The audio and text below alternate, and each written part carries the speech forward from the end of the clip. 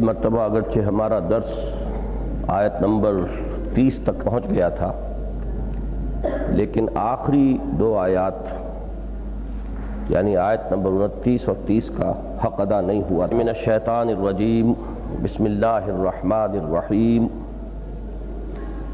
فَأَعْرِضْ عَمَّنْ تَوَلَّى عَنْ ذِكْرِنَا وَلَمْ يُرِدْ إِلَّا الْحَيَاةَ الدُّنْيَا ذَلِكَ مَبْلَغُهُم مِّنَ الْعِلْمِ إِنَّ رَبَّكَ هُوَ أَعْلَمُ بِمَنْ ضَلَّ عَنْ سَبِيلِهِ وَهُوَ أَعْلَمُ بِمَنِ اهْتَدَى وَلِلَّهِ مَا فِي السَّمَاوَاتِ وَمَا فِي الْأَرْضِ لِيَجْزِيَ الَّذِينَ أَسَاءُوا بِمَا عَمِلُوا وَيَجْزِيَ الَّذِينَ أَحْسَنُوا بِالْحُسْنَى الَّذِينَ يَجْتَنِبُونَ كَبَائِرَ الْإِثْمِ وَالْفَوَاحِشَ إِلَّا اللَّمَمَ إِنَّ رَبَّكَ وَاسِعُ الْمَغْفِرَةِ هو أعلم بكم إذ أنشأكم من الأرض وإذ أنتم أجنة في بطون أمهاتكم فلا تزكوا أنفسكم هو أعلم بمن اتقى أفرأيت الذي تولى وأعطى قليلا وأكدى أعنده علم الغيب فهو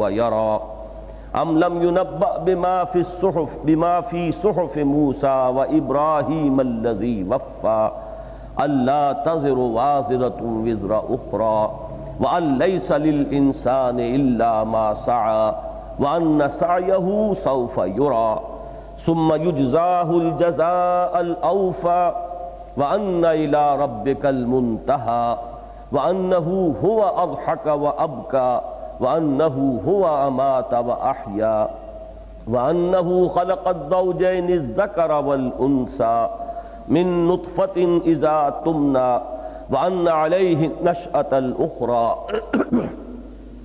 وأنه هو أغنى وأقنى وأنه هو رب الشعرى وأنه أهلك عادا الأولى وثمود فما أبقى وقوم نوح من قبل إنهم كانوا هم أظلم وأطغى والمؤتفكة أهوى فغشاها ما غشى فبأي آلاء ربك تتمارى هذا نذير من النذر الأولى أزفت الآزفة ليس لها من دون الله كاشفة أفمن هذا الحديث تعجبون وتضحكون ولا تبكون وأنتم سامدون فاسجدوا لله واعبدوا صدق اللہ العظیم۔ سجدہ کر لیجیے۔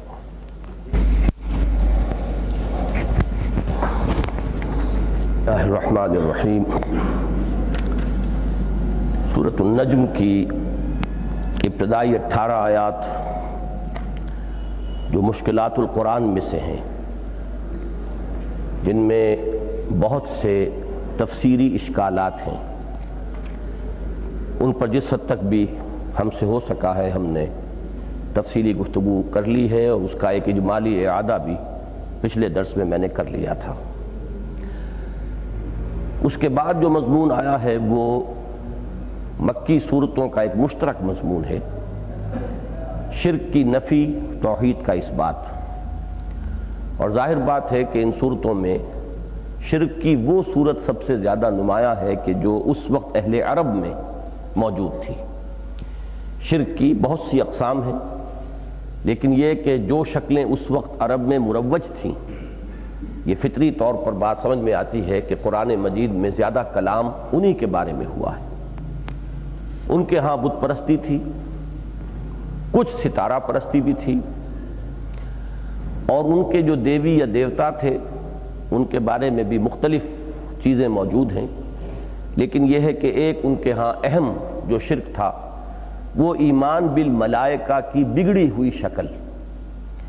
میں پچھلی مرتبہ تفصیل سے عرض کر چکا ہوں کہ اکثر و بیشتر جو دنیا میں شرک کی صورتیں رہی ہیں، اس میں نمایاں ترین بات یہی رہی ہے کہ ایمان بالملائکہ میں ایک گمراہی کی شکل پیدا ہوئی۔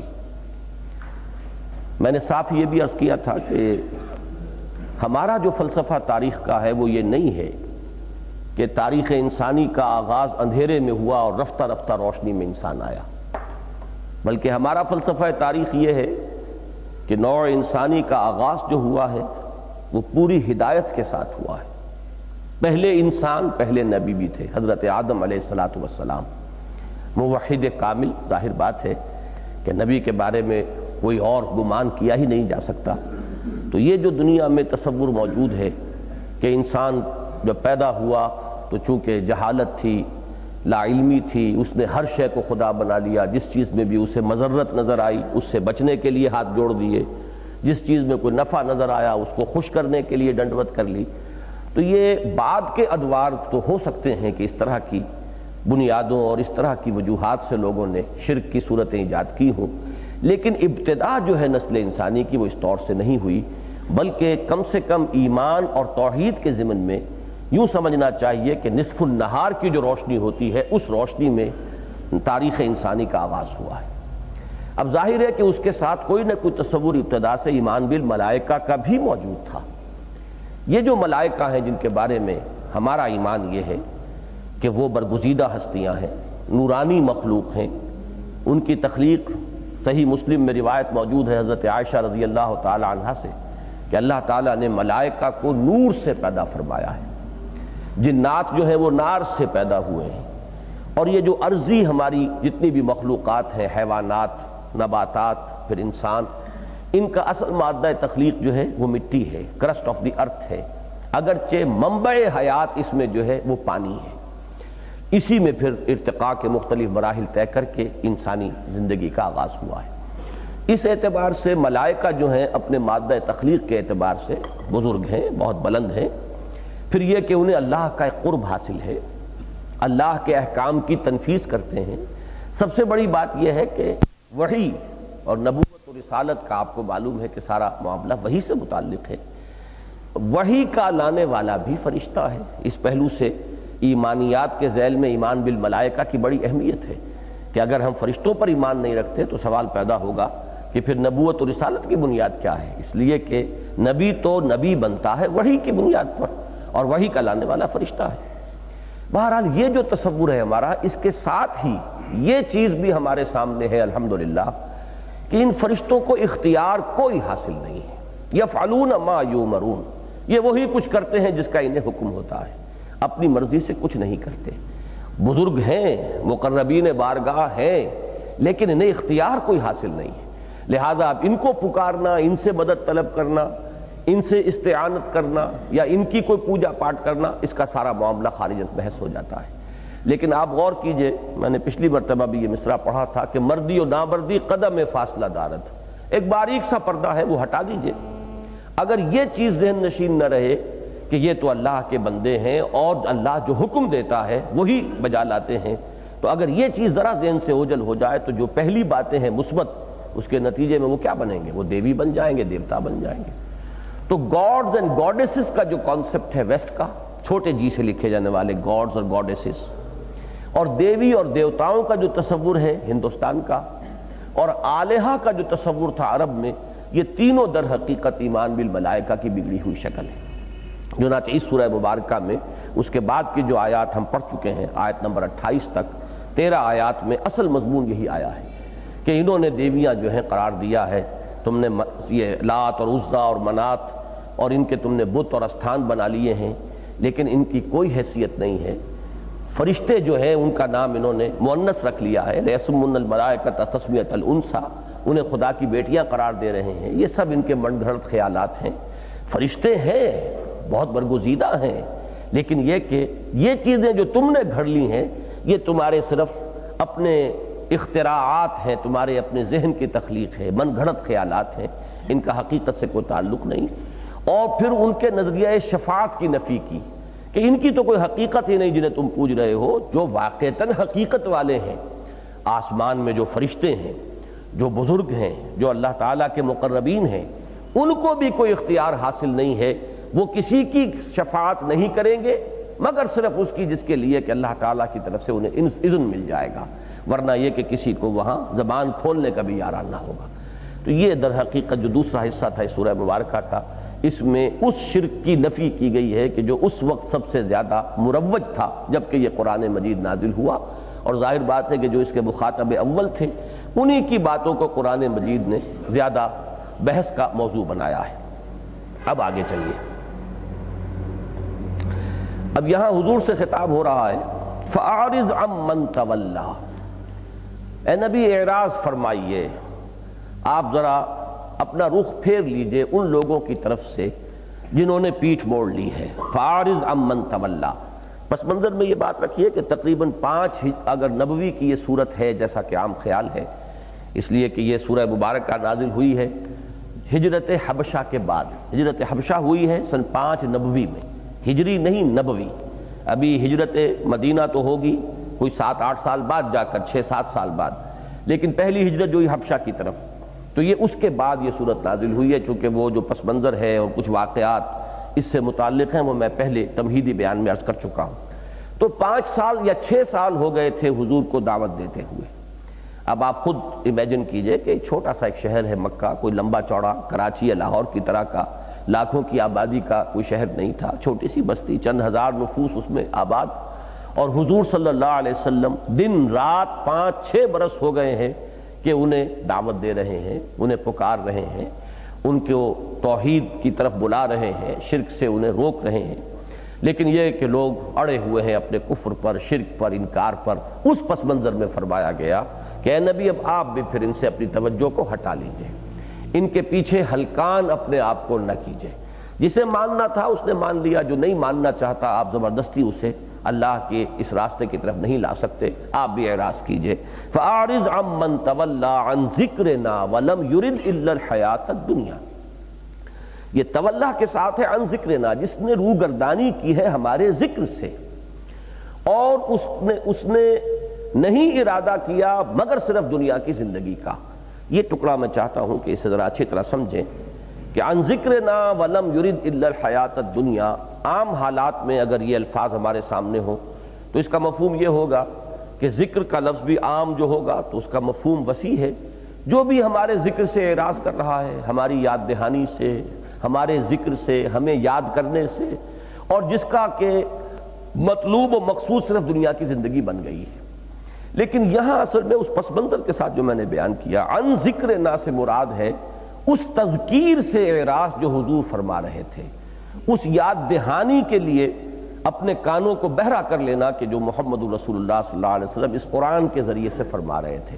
اس لیے کہ یہ سلسلہ سور جو ہے آپ کو معلوم ہے کہ ان مکی صورتوں کا آغاز ہوا سورہ قاف سے، اور اس کا جو اختتام ہوا وہ اسی پر ہوا کہ فَذَكِّرْ بِالْقُرْآنِ مَنْ يَخَافُ وَعِيدٍ. اے نبی صلی اللہ علیہ وسلم آپ تذکیر فرماتے رہیے، یاد دہانی کراتے رہیے اس قرآن کے ذریعے سے، تو جس کے اندر بھی کوئی رمق ہے، میرے وعید کا خوف ہے، کوئی بھی آخرت کا خیال ہے، جواب دہی کا کوئی احساس ہے، وہ اس پر لبیک کہے گا. اس کے اندر کے حجابات اٹھ جائیں گے، اس کے دل پر جو زنگ آ گیا ہے وہ دھل جائے گا. فَذَكِّرْ بِالْقُرْآنِ مَنْ يَخَافُ وَعِيدٍ.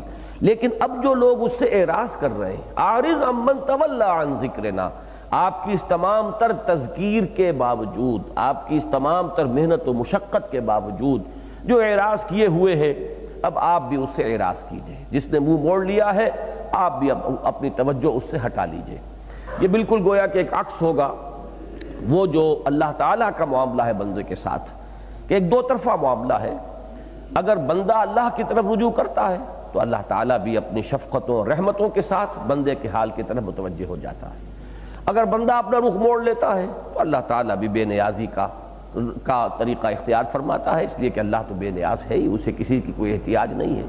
تو اسی طرح یہاں حضور سے فرمایا جا رہا ہے کہ جو لوگ اس انکار اور اس تمام تر تذکیر کے باوجود اڑ گئے اپنے کفر پر، اب آپ ان کے پیچھے اپنے آپ کو ہلکان نہ کیجیے. دوسرا ٹکڑا جو ہے یہ اصل میں سبب بیان کر رہا ہے، یہ واو سببیہ ہے.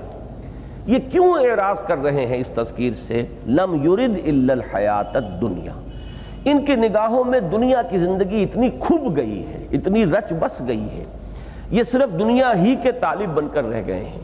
اس سے آگے جسے آپ کہیں کہ اتنی شارٹ سائٹڈ ہیں یہ لوگ کہ ان کی نگاہ بس بہت قریب ہی پر آ کر الجھ کر رہ گئی ہے. جیسے اقبال کا وہ مصرع ہے کہ گاہ میری نگاہ تیز چیر گئی دل وجود، اور گاہ الجھ کے رہ گئی میرے توہمات میں. ہمارے توہمات ہیں یا ہماری خواہشات ہیں، ہماری جو بھی دنیاوی جو ورلڈلی ہماری ایمبیشنز ہیں، جب اس کے اندر ہماری توجہات الجھ کر رہ جاتی ہیں تو پھر کتنی ہی تذکیر ہو جائے، کتنی ہی نصیحت ہو جائے، کتنے ہی حقائق سامنے کھول دیے جائیں، کتنے ہی براہین کے انبار لگا دیے جائیں، لیکن انسان ادھر متوجہ ہوتا ہی نہیں۔ اس لیے جیسے کہ فرمایا ذالک مبلغہم من العلم، یہ ان کی رسائی اور پہنچ جو ہے وہ یہیں تک ہے علم میں۔ وہی جو بات میں نے شارٹ سائٹڈنس کے لفظ سے میں نے واضح کرنے کی کوشش کی ہے کہ ان کی آگے رسائی ہے ہی نہیں، پہنچ ہے ہی نہیں۔ اس طریقے سے ان کی توجہات جو ہیں وہ الجھ کر رہ گئی ہیں۔ اقبال کا وہ شعر بھی اس مفہوم کو خوب ادا کرتا ہے کہ کافر کی یہ پہچان کے آفاق میں گم ہے، اور مومن کی یہ پہچان کے گم اس میں ہے آفاق۔ مومن ایک ہائر لیول پر زندگی بسر کر رہا ہوتا ہے، وہ اس دنیا میں ہے، لیکن اس دنیا میں رہتے ہوئے اس کی کیفیت یہ ہوتی ہے کہ دنیا کا طالب نہیں ہوتا۔ بازار سے گزرا ہوں، خریدار نہیں ہوں، رہے گا یہیں، لیکن اس کا مطلوب و مقصود دنیا نہیں ہے۔ جبکہ کافر جو ہے وہ اسی میں الجھ کر رہ گیا، یہی مطلوب، یہی مقصود، یہی محبوب، اسی کے لیے دن رات کی محنت، اسی کے لیے بھاگ دوڑ۔ پھر آگے جب انسان بڑھتا ہے تو اس کے لیے حلال کو حرام، حرام کو حلال کرنا، صحیح کو غلط، غلط کو صحیح کرنا۔ پھر انسان تمام بنیادی اخلاقی معیارات کو بھی تج دیتا ہے، یہ مرض بڑھتا چلا جاتا ہے۔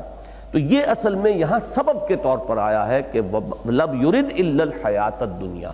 اسی کی مثال ہے سورہ بنی اسرائیل میں کہ وہاں فرمایا گیا کہ وَلَقَدْ صَرَّفْنَا فِي هَذَا الْقُرْآنِ لِيَذَّكَّرُوا وَمَا يَزِيدُهُمْ إِلَّا نُفُورًا۔ ہم نے تو اس قرآن میں ہر طرح کے انواع اور اقسام کے دلائل، براہین، استشہاد، آیات اپنی جو ہیں کھول کھول کر بیان کر دی ہیں، مختلف الفاظ سے، مختلف اسلوبوں سے۔ ہم نے کوئی چھوڑا نہیں ہے کہ جو اسلوب کسی کی ہدایت کے لیے مفید ہو سکتا۔ ایک پھول کا مضمون ہو تو 100 رنگ سے باندھوں، لیکن یہ لوگ جو ہیں اس کے باوجود ان میں نفرت ہی بڑھ رہی ہے، یہ بھاگ رہے ہیں، اس کی طرف رجوع نہیں کر رہے، بدک رہے ہیں۔ اس کا آگے سبب بتایا کہ کیوں ہے۔ اذا قرأت القرآن جعلنا بینک وبین الذین لا یؤمنون الآخرۃ حجابا مستورا۔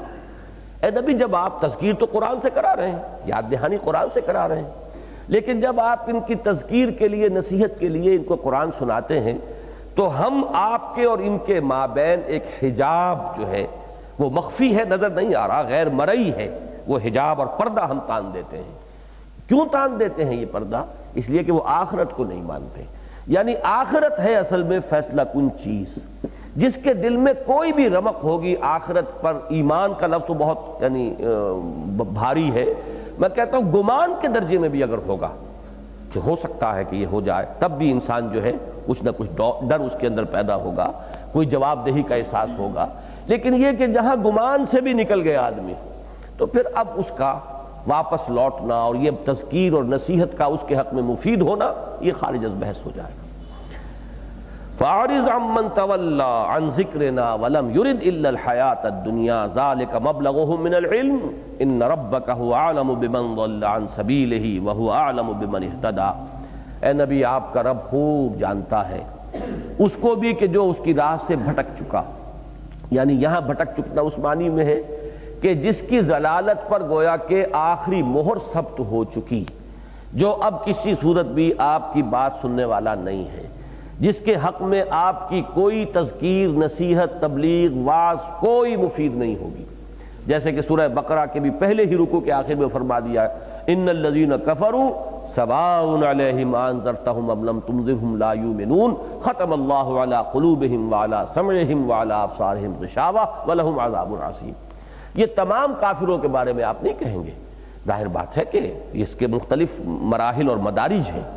ایسے بھی کافر ہیں جو اس وقت کفر میں ہیں لیکن ایمان لے آئیں گے، لیکن ان میں ایک طبقہ ایسا بھی ہے جو کبھی ایمان لانے والا نہیں، کتنا ہی آپ زور لگا لیں۔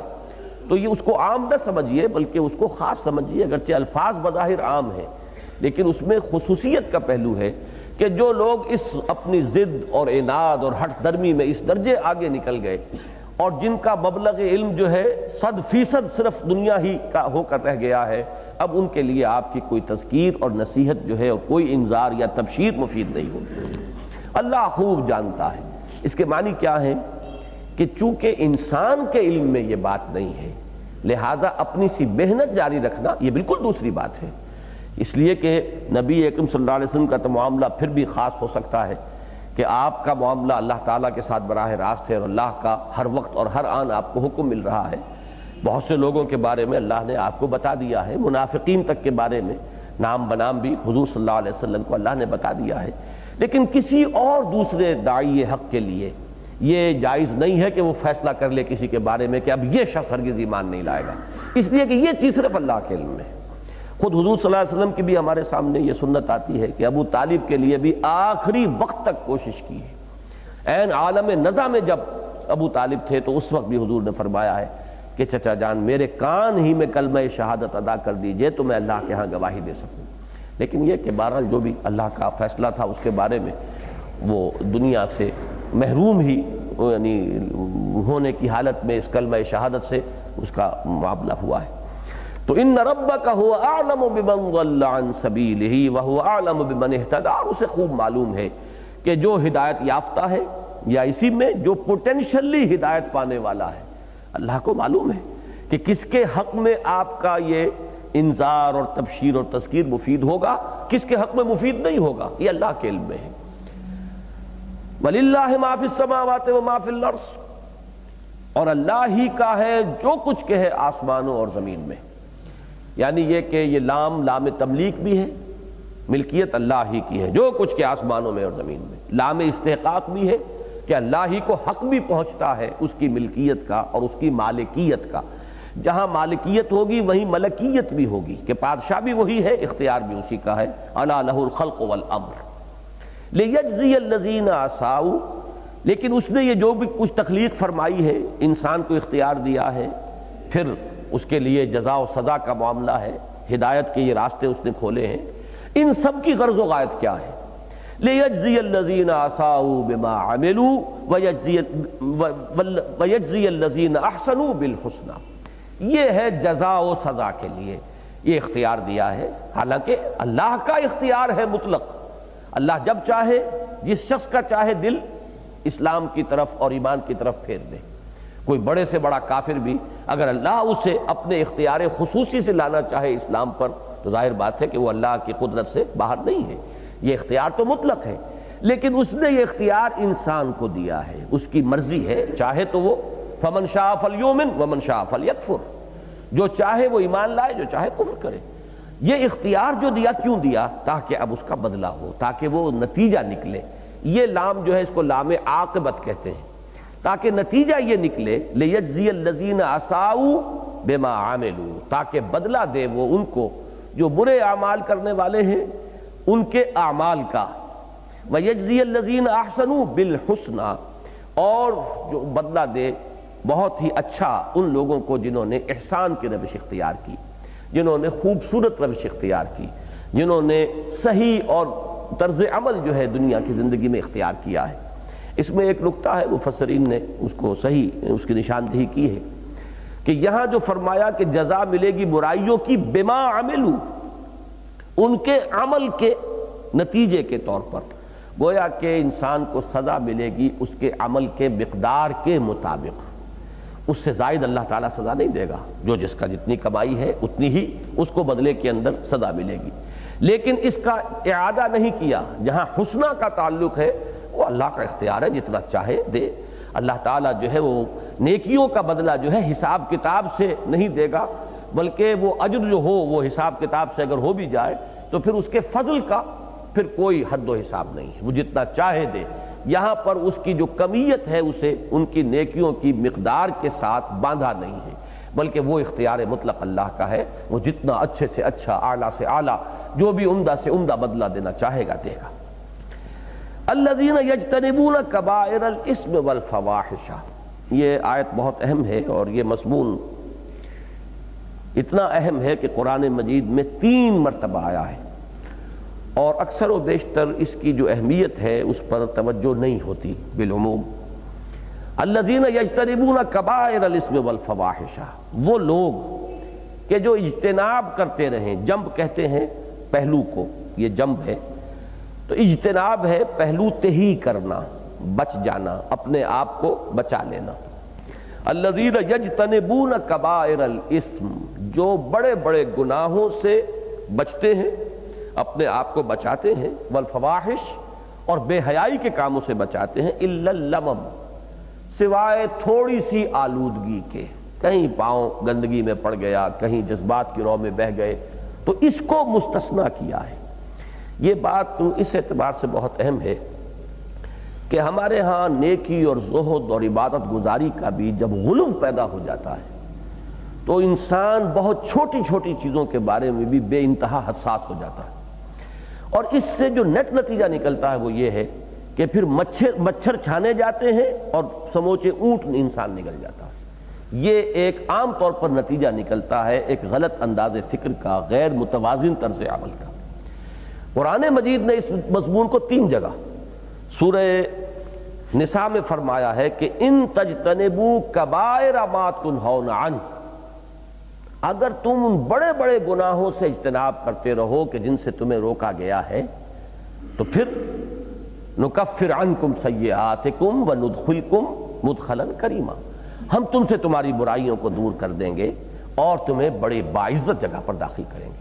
یہ یہاں کہنے کی کیا ضرورت پیش آئی؟ ان تجتنبوا کبائر ما تنہون، بڑے بڑے گناہ، اس لیے کہ در حقیقت اس میں جو غلو ہو جاتا ہے وہ پھر ذاتی اپنی اصلاح اور ذاتی صفائی اور اپنے آپ ہی کو مانجتے اور رگڑتے رہنا جو ہے وہ اس طرح کا ایک مزاج بن جاتا ہے کہ پھر دوسرے جو فرائض ہیں کہ دوسروں کی اصلاح بھی ہے، اعلاء کلمت اللہ کا فریضہ ہے، دنیا میں حق کا بول بالا کرنے کے لیے میدان میں آنا ہے، اگر تمام تر توجہ انسان کی صرف اپنے ہی آپ کو مانجنے اور رگڑنے اور بنانے اور اصلاح کرتے رہنے کے اوپر مرتکز ہو جائے گی تو پھر یہ پہلو جو ہے نگاہوں سے اوجھل ہو جائے گا۔ پھر اس کا نتیجہ نکلتا ہے وہ خانقاہی مزاج جو وجود میں آ جاتا ہے کہ جہاں تک اپنی انفرادی زندگی کا معاملہ ہے، چھوٹی سی چھوٹی چیز پر انسان بہت حساس، کہ ذرا سا بھی کوئی مشکوک سی چیز بھی کہیں اس کا ایک قطرہ بھی میرے حلق سے نیچے نہ اتر جائے۔ لیکن دوسری طرف یہ کہ ماحول میں جو برائیاں پھیل رہی ہیں، جو بھی باطل کا چرچا ہو رہا ہے، جس طرح بھی شیطنت جو ہے ننگا ناچ ناچ رہی ہے، وہ اس سے گویا کہ اپنے آپ کو وہ اس اپنے ایک خول کے اندر بند ہوتے چلے جاتے ہیں، اس سے وہ اپنے آپ کو منقطع کرتے چلے جاتے ہیں۔ اسی کی وہ انتہائی شکل ہے کہ جس پر بہت شدید وعید آئی ہے اس حدیث میں جو میں نے بارہا اپنے دروس میں اور اپنی تقاریر کے اندر بیان کی ہے کہ ایک ایسے شخص کا آپ تصور کریں جس کے بارے میں حضرت جبرائیل گواہی دے رہے ہیں اللہ کی بارگاہ میں کہ اس شخص نے تو پلک جھپکنے جتنی دیر بھی کبھی معصیت میں بسر نہیں کی۔ اس کے زہد کا، اس کی انفرادی نیکی کا تصور کیجئے۔ ایک شخص جس کے بارے میں گواہی جو ہے، یہ میں کہا کرتا ہوں کہ کسی کرائے کے وکیل کی نہیں ہے، کوئی پولیس کا ٹاؤٹ نہیں ہے جو گواہی دے رہا ہے، جبرائیل ہے علیہ الصلوۃ والسلام، بارگاہ خداوندی میں گواہی دے رہے ہیں، جہاں کٹر سے کٹر کافر بھی جھوٹ نہیں بول سکے گا، جہاں ہر ایک کو جو ہے وہ سچ ہی کہنا ہے، قال ثوابا، وہاں الفاظ یہ استعمال ہو رہے ہیں کہ پروردگار ان فیہا عبدک فلانا لم یعصک طرفت عین، نگاہ کا ادھر سے ادھر ہو جانا کوئی وقت لگا اس میں، اتنی دیر بھی اس نے کبھی معصیت میں بسر نہیں کی، تو کیا اس پر بھی میں عذاب جو ہے نازل کر دوں؟ وہ اس بستی کا رہنے والا ہے، تو حکم ہوا کہ اقلبھا علیہ وعلیہ، الٹو اس بستی کو، پہلے اس پر پھر دوسروں پر، فإن وجهه لم يتمعر في ساعة قط، اس لیے کہ اس کے چہرے کا رنگ کبھی میری غیرت اور حمیت میں متغیر نہیں ہوا، بے غیرت ہوتا چلا گیا ہے، وہ اپنے ہی کوئل میں اپنے آپ کو وہ وڈرا کرتا چلا گیا ہے، اس نے اپنی چھوٹی سی ایک اپنا گوشہ جو ہے آباد کر لیا ہے، اور اسی میں وہ تو فقط اللہ اللہ اللہ اس میں لگا ہوا ہے، اس نے دیکھا ہی نہیں کہ ہو کیا رہا ہے باہر، ماحول کس رنگ میں ہے، کن چیزوں کا چرچا ہو رہا ہے، خیر پھیل رہا ہے یا شر پھیل رہا ہے، غلبہ کس کے ہاتھ میں ہے، اللہ کے احکام کی کیسے کا استہزاء ہو رہا ہے، اس سے اسے کوئی سروکار ہی نہیں۔ تو یہ جو انتہائی کیفیت ہے اصل میں اس کا سبب یہی ہے کہ جب اپنی ذاتی اصلاح میں غلو ہو جائے گا تو پھر یہ جو فرائض ہیں جو دوسروں سے متعلق ہیں، تواصی بالحق و تواصی بالصبر، اس کی طرف سے لا محالہ اس کے نتیجے میں جو ہے کچھ نہ کچھ کمی، کچھ نہ کچھ کوتاہی، اس میں جلدی سے انسان تھک جائے گا۔ میں نے تو کہہ دیا، سمجھا دیا، ما علینا الا البلاغ، اور فارغ ہوئے اور لگ گئے اپنے ہی آپ کو پھر درست کرنے میں۔ اس کا یہ نتیجہ نہ نکالیے کہ میں وہ اس دوسری انتہائی کیفیت، وہ بھی اتنی ہی زیادہ پیتھولوجیکل ہے، اتنی ہی زیادہ مرض کی کیفیت ہے کہ اپنے آپ کو انسان بھول جائے، اپنی طرف توجہ ہی نہ ہو، اپنے دامن کے اوپر بڑے بڑے داغ لگے ہوئے ہوں، اس کی کوئی فکر نہ ہو، جس کو کہ سورہ بقرہ میں کہا گیا ہے کہ کیا تم لوگوں کو تم نیکی کا حکم دے رہے ہو، تَأْمُرُونَ النَّاسَ بِالْبِرِّ وَتَنْسَوْنَ أَنفُسَكُمْ وَأَنْتُمْ تَتْلُونَ الْكِتَابَ فَلَا تَعْقِلُونَ، کیا تم لوگوں کو نیکی کا حکم دے رہے ہو اور اپنے آپ کو بھول گئے ہو؟ اور تم کتاب پڑھتے ہو تو کیا تم عقل سے کام نہیں لیتے؟ یہ بالکل دوسری انتہا ہے۔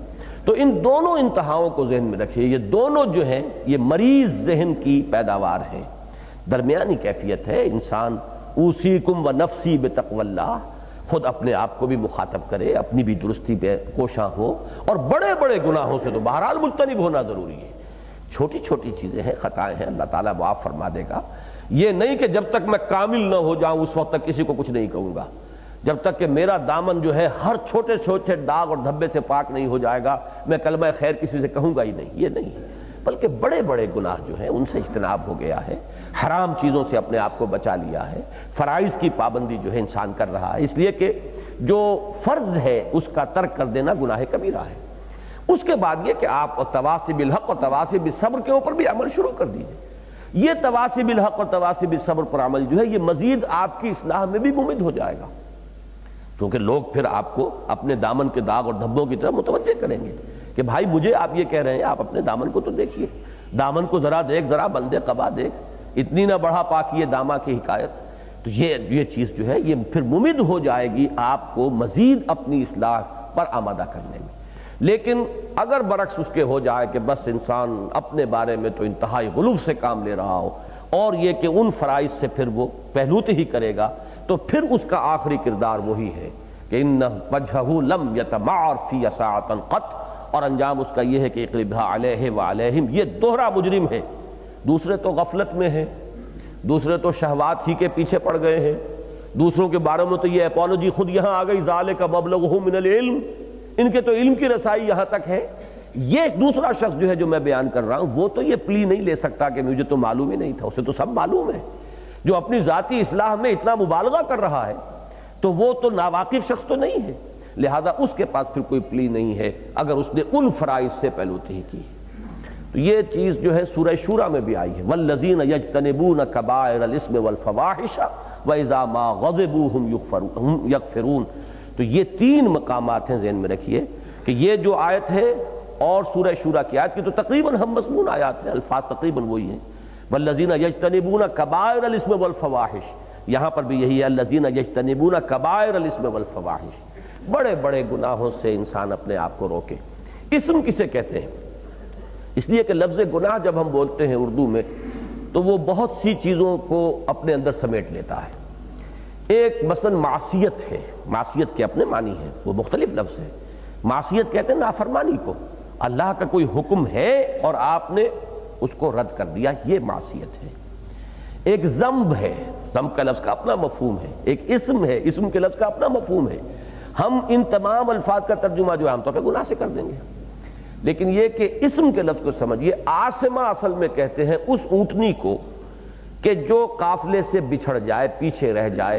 ظاہر بات ہے کہ قافلے میں ساتھ تو وہی اونٹنی چلے گی کہ جو اسی رفتار سے چلے جس رفتار سے قافلہ چل رہا ہے، جس کی کچھ سست روی ہے، جو نہیں چل پا رہی تو پیچھے رہ جائے گی، قافلے سے بچھڑ جائے گی، وہ آسمہ ہے۔ تو اسم کا لفظ اصل میں آتا ہے کہ اللہ اپنے بندے سے جو کچھ چاہتا ہے اس میں کوتاہی ہو جانا، اس میں اس کا پیچھے رہ جانا۔ اللہ نے انسان کو پیدا کیا، اشرف المخلوقات بنایا، اس کے سامنے فرشتوں کو جھکوا دیا۔ وَلَقَدْ كَرَّمْنَا بَنِي آدَمَ وَحَمَلْنَاهُمْ فِي الْبَرِّ وَالْبَحْرِ وَرَزَقْنَاهُمْ مِنَ الطَّيِّبَاتِ وَفَضَّلْنَاهُمْ عَلَى كَثِيرٍ مِّمَّنْ خَلَقْنَا تَفْضِيلًا۔ تو اب اللہ اس سے کچھ چاہتا بھی ہے نا، اللہ تعالیٰ کا کچھ مطالبہ ہے اس سے۔ اب جو اس میں پیچھے رہ گیا ہے وہ ہے در حقیقت کے جو اسم کا مرتکب ہو رہا ہے۔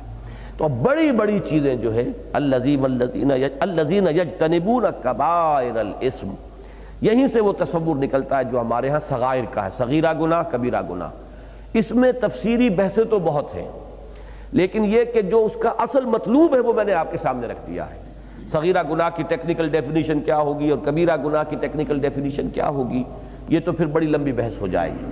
لیکن جو اصل ہے، مطلوب کیا ہے کہ موٹی موٹی برائیاں، موٹے موٹے گناہ، ان سے تو انسان مجتنب ہو، یہ تو ضروری ہے، لازم ہے۔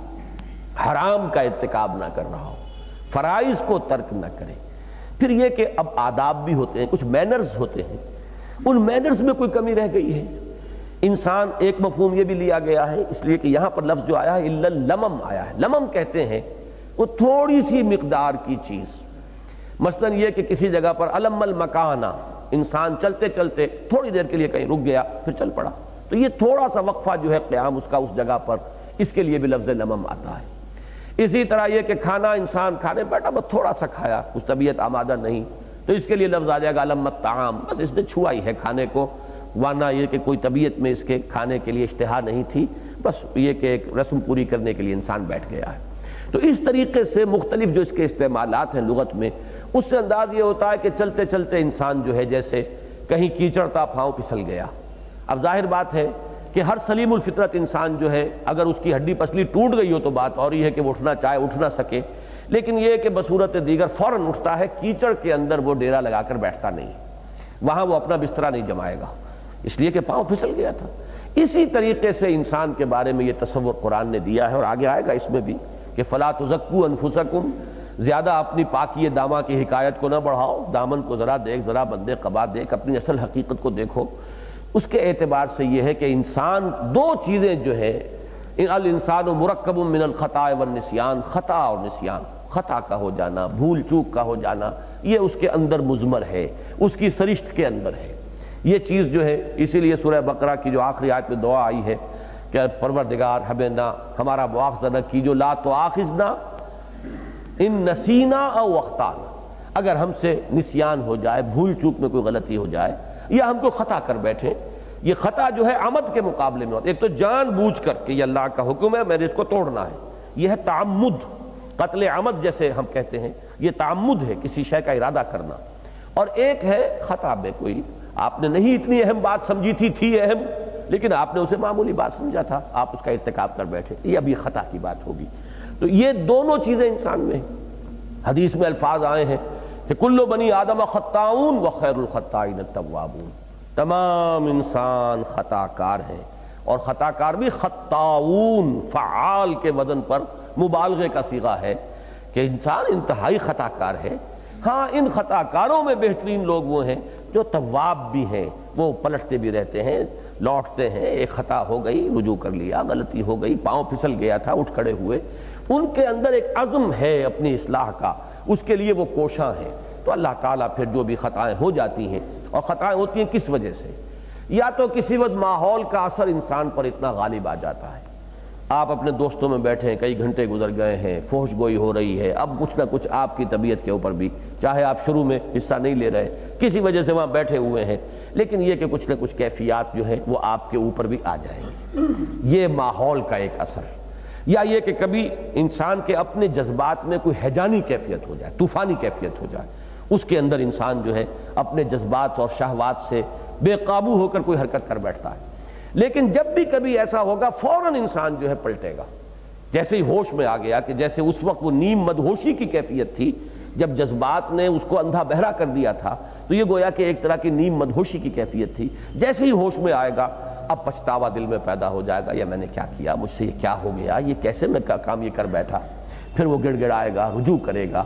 تو ایسے لوگوں کے بارے میں سورہ نساء ہی میں آیا ہے کہ ایسے لوگوں کی خطاؤں اور ان کے گناہوں کو بخش دینا اور ان کی توبہ کو قبول فرما لینا اللہ نے اپنے اوپر واجب کر لیا۔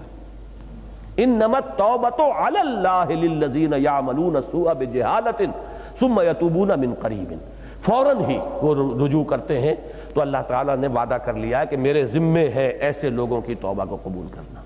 تو یہ ہے اصل میں اس پہلو کو نگاہ میں رکھنا چاہیے۔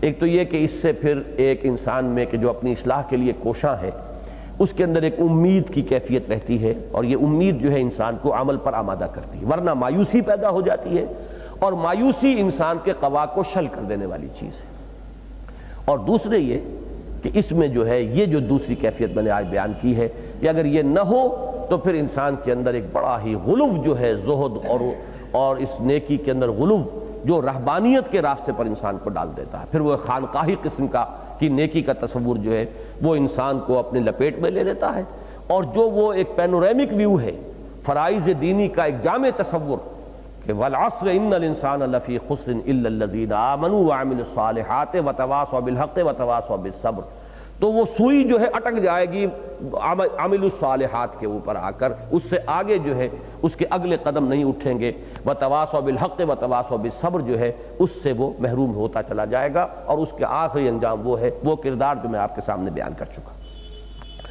الذین یجتنبون کبائر الاسم والفواحش، فواحش جو ہے بے حیائی کی باتیں، یہ در حقیقت وہ چیز ہے کہ جو انسان کے کردار کو سب سے زیادہ نقصان پہنچانے والی۔ اسی لیے آپ کے علم میں ہے کہ شرمگاہ کا لفظ جو ہے قرآن مجید میں جو آتا ہے، انسان کے جو جنسی اعضاء ہیں ان کے لیے وہ فرج ہے۔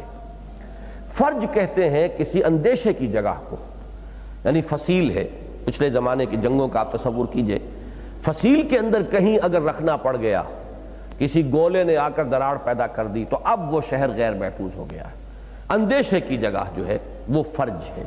تو انسان کے ان جنسی اعضاء کو فرج سے اس لیے تعبیر کیا ہے کہ اس کے کردار کے حصار کے لیے یوں سمجھیے کہ یہ ہیں اندیشے کی جگہیں، یہ ہیں کہ جہاں سے انسان کو ہر وقت جو ہے چوکس اور چوکنا رہنا چاہیے، کہ اگر ان کی حفاظت انسان نہیں کرتا ہے تو پھر یہ ہے کہ وہ سارا جو اس کی کردار اور اخلاق کا جو سرمایہ ہے وہ بہہ جائے گا، اس کی شخصیت جو ہے وہ اندر سے کھوکھلی ہو جائے گی۔ اس لیے یہ کہ فحش کا معاملہ جو ہے اس میں جہاں بھی آیا ہے والفواحش، اس میں کوئی اور اضافی لفظ جو ہے ایڈ نہیں کیا گیا، کبائر الاسم والفواحش، بڑے بڑے گناہوں سے اپنے آپ کو بچاتے رہے اور فحش باتوں سے بچاتے رہے اپنے آپ کو، اس میں گویا کہ وہ اضافی لفظ جو ہے اس کو یہاں پہ شامل نہیں کیا گیا۔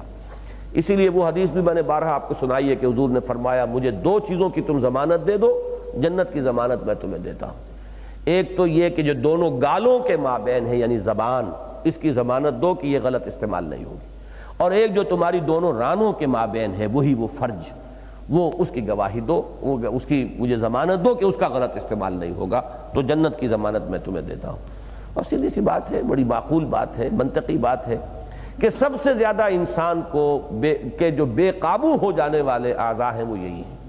زبان ہے وہ قابو میں نہیں رہتی، کچھ محنت پڑتی ہی نہیں، جو چاہا ادھر سے ذرا ادھر ہلا دیا، جیسے نگاہ کا ادھر سے ادھر ہو جانا ہے، زبان کا ادھر سے ادھر ہو جانا، اس میں کوئی خصوصی محنت نہیں ہوتی، لہذا یہ بے قابو ہو جاتی ہے۔ اور دوسرے یہ کہ انسان کے اندر جو بھی اس کی شہوت کا جذبہ ہے، یہ واقعہ یہ ہے کہ میں یعنی عام طور پر اس کا ذکر کرتا رہا ہوں کہ میں فرائیڈ کا اس اعتبار سے قائل ہوں کہ اس نے صحیح اس کی نشاندہی صحیح کی ہے کہ انسان کے اندر جو جنسی جذبہ ہے وہ بہت قوی ہے، بہت پوٹنٹ ہے۔ اس کا اگر اس نے کوئی مشاہدہ کیا ہے تو یہ اس کے مشاہدے کی ایکویٹی ہے، اس کے مشاہدے کی صحت ہے۔ اس کے علاوہ میں اس کا بہت قائل ہوں اس اعتبار سے کہ 3 لیولز کو جو اس نے معین کیا ہے وہ بھی یعنی گہری گویا کہ اس کے مشاہدے کی صلاحیت کی غمازی کرنے والی چیز ہے کہ اس نے ایک طرف نفس اور یوں کہیے کہ لیبیڈو، اِڈ یا لیبیڈو، یہ نفس امارہ ہے قرآن مجید کی اصطلاح میں، حیوانی جبلت، خالص حیوانی جبلت، اس کے اوپر وہ ایگو کو لاتا ہے، اس کے اوپر سپر ایگو ہے۔ تو اگرچہ اس کی جو بھی اس نے تعبیر کی ہے وہ غلط ہے، اس کی جو اصل اساس معین کی وہ غلط ہے، لیکن یہ بات اپنی جگہ کوئی کم کریڈیٹیبل نہیں ہے کہ اس نے 3 لیولز کو معین کیا ہے۔ وہی 3 لیولز ہیں جن کو ہم نفس، قلب اور روح کے عنوان سے قرآن مجید اور احادیث نبویہ سے ہمارے سامنے آتے ہیں، لیکن ہمارے سامنے ان تینوں لیولز کی صحیح حقیقت آتی ہے۔ اس نے ایک دھندلا سا مشاہدہ تو کر لیا ہے کہ یہ 3 لیولز ہیں ہیومن پرسنالٹی کے، لیکن یہ کہ ان کی صحیح تعبیر، ان کی صحیح تعیین، یہ جو ہے وہ اس کے لیے ممکن نہیں تھا۔ لیکن کم سے کم اس مشاہدے کا کریڈٹ جو ہے میں اسے دیا کرتا ہوں۔ اسی طرح یہ سیکس کا معاملہ کہ انسان کے جو محرکات عملیہ ہیں ان میں یہ ایک بہت پوٹنٹ فیکٹر ہے۔ قرآن مجید اسی لیے دیکھیے آپ کو کہ ہر جگہ پر فواحش کا ذکر جو ہے وہ علیحدہ معین طور پر کرتا ہے۔ الذین یجتنبون کبائر الاسم والفواحش الا اللمم، سوائے ذرا سی آلودگی، کہیں راہ چلتے ہوئے چھینٹے پڑ گئے، کہیں انسان کا کوئی ارادہ نہیں تھا، آپ جا رہے ہیں نماز پڑھنے، راستے میں کوئی تماشا ہو گیا، کھڑے ہو گئے، اب یہ جو ذرا سی بات تھی اسی میں اگر فرض کیجئے کہیں وہاں پہ جیسے کہ شادیوں میں آج کل ہو رہا ہے، فوش گوئی ہو رہی ہے، وہ بھانڈ ہیں، وہ کچھ کر رہے ہیں، میراثی آ گئے ہیں، اس وقت آپ کی طبیعت میں بھی کوئی اکساہٹ پیدا ہو گئی۔ اب یہ چیزیں وہ ہیں کہ اللہ تعالیٰ ان کو معاف فرماتا رہتا ہے۔ آپ کا رخ درست ہو، آپ وہ فرائض دینی کا تصور صحیح رکھتے ہوئے اس کے لیے کوشاں ہوں، اس سڑک پر آپ چل رہے ہو، پھر یہ کہ کہیں قدم پھسل گیا، کہیں آپ جو ہے کہیں کوئی لغزش ہو گئی تو اللہ تعالیٰ معاف فرمانے والے ہیں۔ ان ربک واسع المغفرہ، یقیناً تیرا رب بہت وسعت والا ہے مغفرت کے اعتبار سے، اس کی مغفرت کی سمائی کا تم تصور نہیں کر سکتے۔ وہ غفار ہے، جیسا کہ حدیث میں آتا ہے کہ اگر کوہ احد کے برابر بھی گناہ ہو تو گھبراؤ نہیں، اللہ تعالیٰ سب معاف فرما دے گا۔ اے میرے بندو، اللہ کی رحمت سے مایوس نہ ہو، ان اللہ یغفر الذنوب جمیعا، اللہ تمام گناہ بخش دے گا، لیکن اس کی شرط ہے توبہ کرو، رجوع کرو۔ یہ شرط اپنی جگہ رہے گی، یہ نہیں کہ کیے چلے جاؤ اور تسبیح جو ہے پڑھتے چلے جاؤ استغفار کی، تو وہ استغفار نہیں ہے، وہ توبہ نہیں ہے۔ لیکن آج فرض کیجئے کہ ایک شخص ہے، اس کی 90 برس کی عمر ہو چکی ہو، کوئی پرواہ نہیں، لیکن ابھی موت کے آثار نہیں ہیں۔ آج اگر وہ خلوص قلب کے ساتھ توبہ کرتا ہے، وہ ساری شرائط جو توبہ کی ہیں، اگر ان شرائط کو پورا کرتے ہوئے، اللہ تعالیٰ معاف فرما دے گا۔ اس لیے کہ معلم یغرغر ہے، جب تک کہ وہ یہاں گھنگرو نہیں بولتا اور حالت ندہ طاری نہیں ہوتی، اس وقت تک توبہ کا دروازہ کھلا ہوا۔ بازا بازا ہرچ ہستی بازا، گر کافرو گبرو بت پرستی بازا، این درگہ ما درگہ نومیدی نیست، 100 بار اگر توبہ شکستی بازا۔ اگر 100 مرتبہ بھی تم توبہ کر کے توبہ توڑ چکے ہو تو مایوس نہ ہو، پھر لوٹو، پھر توبہ کرو۔ تو ان ربک واسع المغفرہ، تیرا رب بہت سمائی والا ہے، بہت وسعت والا ہے مغفرت کے اعتبار سے، اس کی شان غفاری کا تم کوئی اندازہ نہیں کر سکتے۔ لیکن پھر میں یہاں پہ وارن کروں گا، اس شان غفاری سے دھوکہ بھی مت کھاؤ۔ یا ایھا الانسان ما غرک بربک الکریم، اب ان دونوں کے درمیان میں آپ کو رکھنا ہوگا، کون سی چیز ہے کہ جس نے تمہیں دھوکے میں ڈال دیا ہے اپنے رب کریم کے بارے میں؟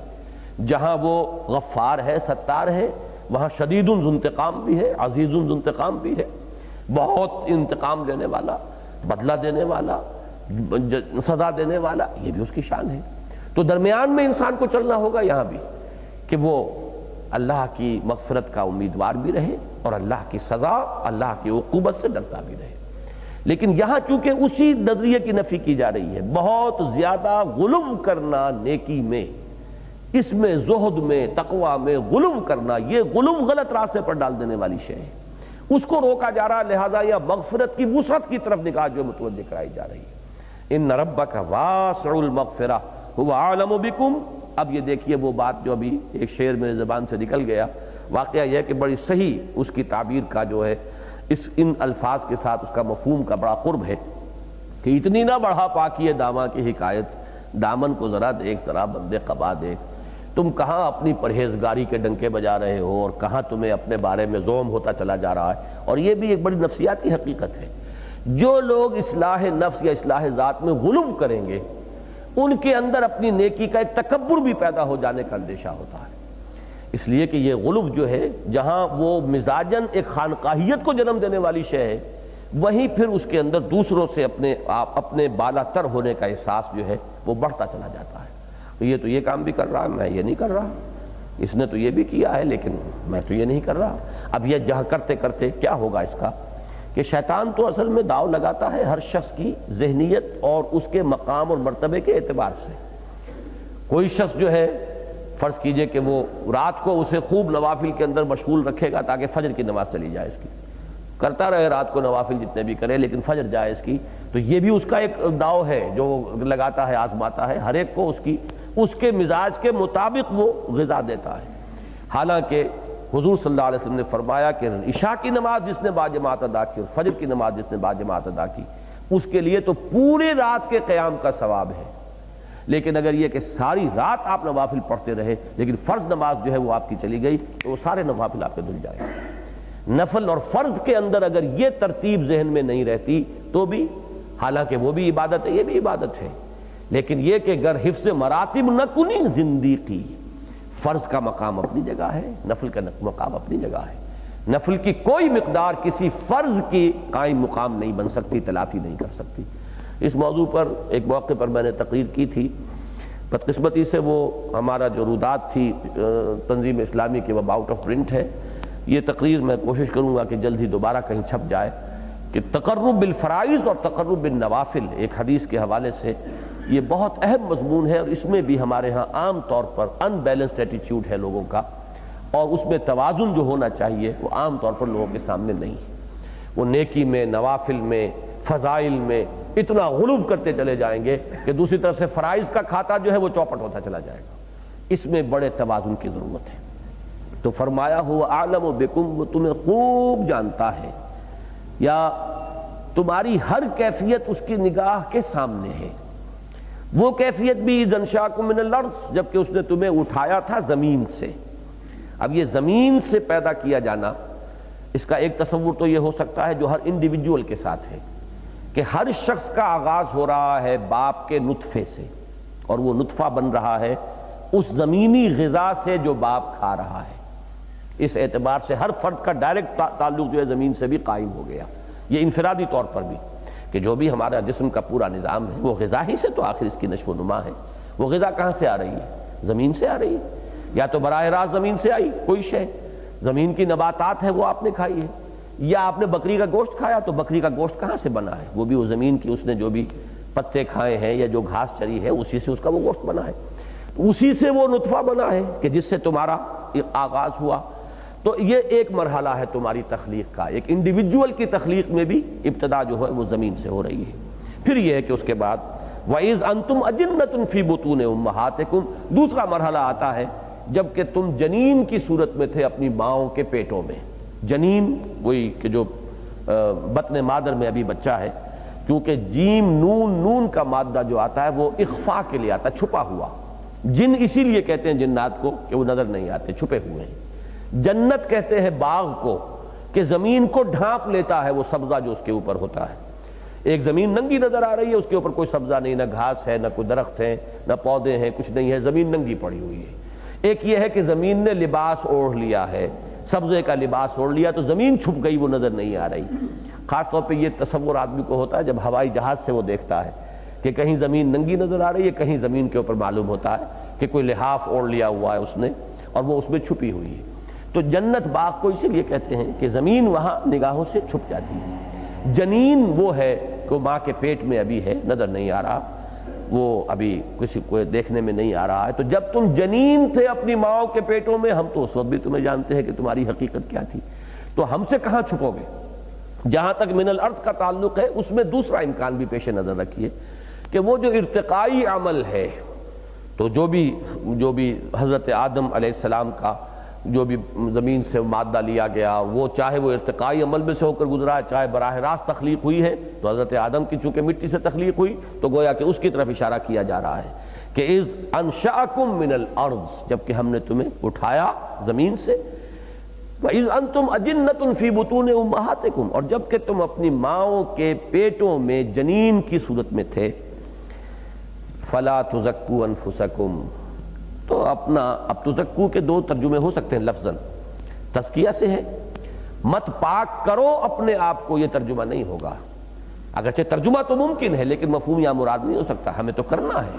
قد افلح من زکاہا وقد خاب من دساہا، یہ تو ہمیں حکم ہے، اپنے آپ کو پاک کرو، اپنی صفائی جتنی کر سکتے ہو کرو، اس کے اوپر کمر کسے رکھو۔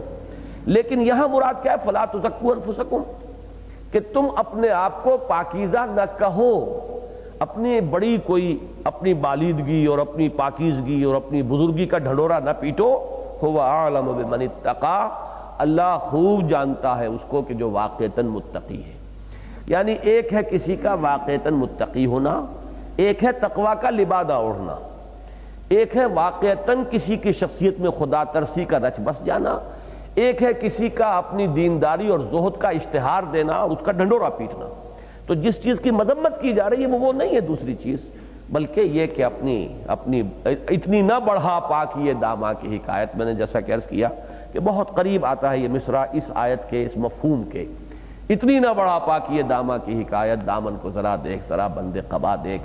انسان کو چاہیے کہ وہ ہر وقت اپنے جو تقصیرات ہیں ان پر نگاہ رکھے، اپنی کوتاہیوں پر نگاہ کو جمائے رکھے، جو کچھ اللہ نے توفیق دی ہے اس پر اللہ کا شکر ادا کرتا رہے انسان، لیکن یہ کہ ہر وقت اپنی توجہ کو مرتکز رکھے اپنی کوتاہی پر جو فی الحال ہے، تاکہ غرور پیدا نہ ہو، تکبر پیدا نہ ہو، عجب پیدا نہ ہو۔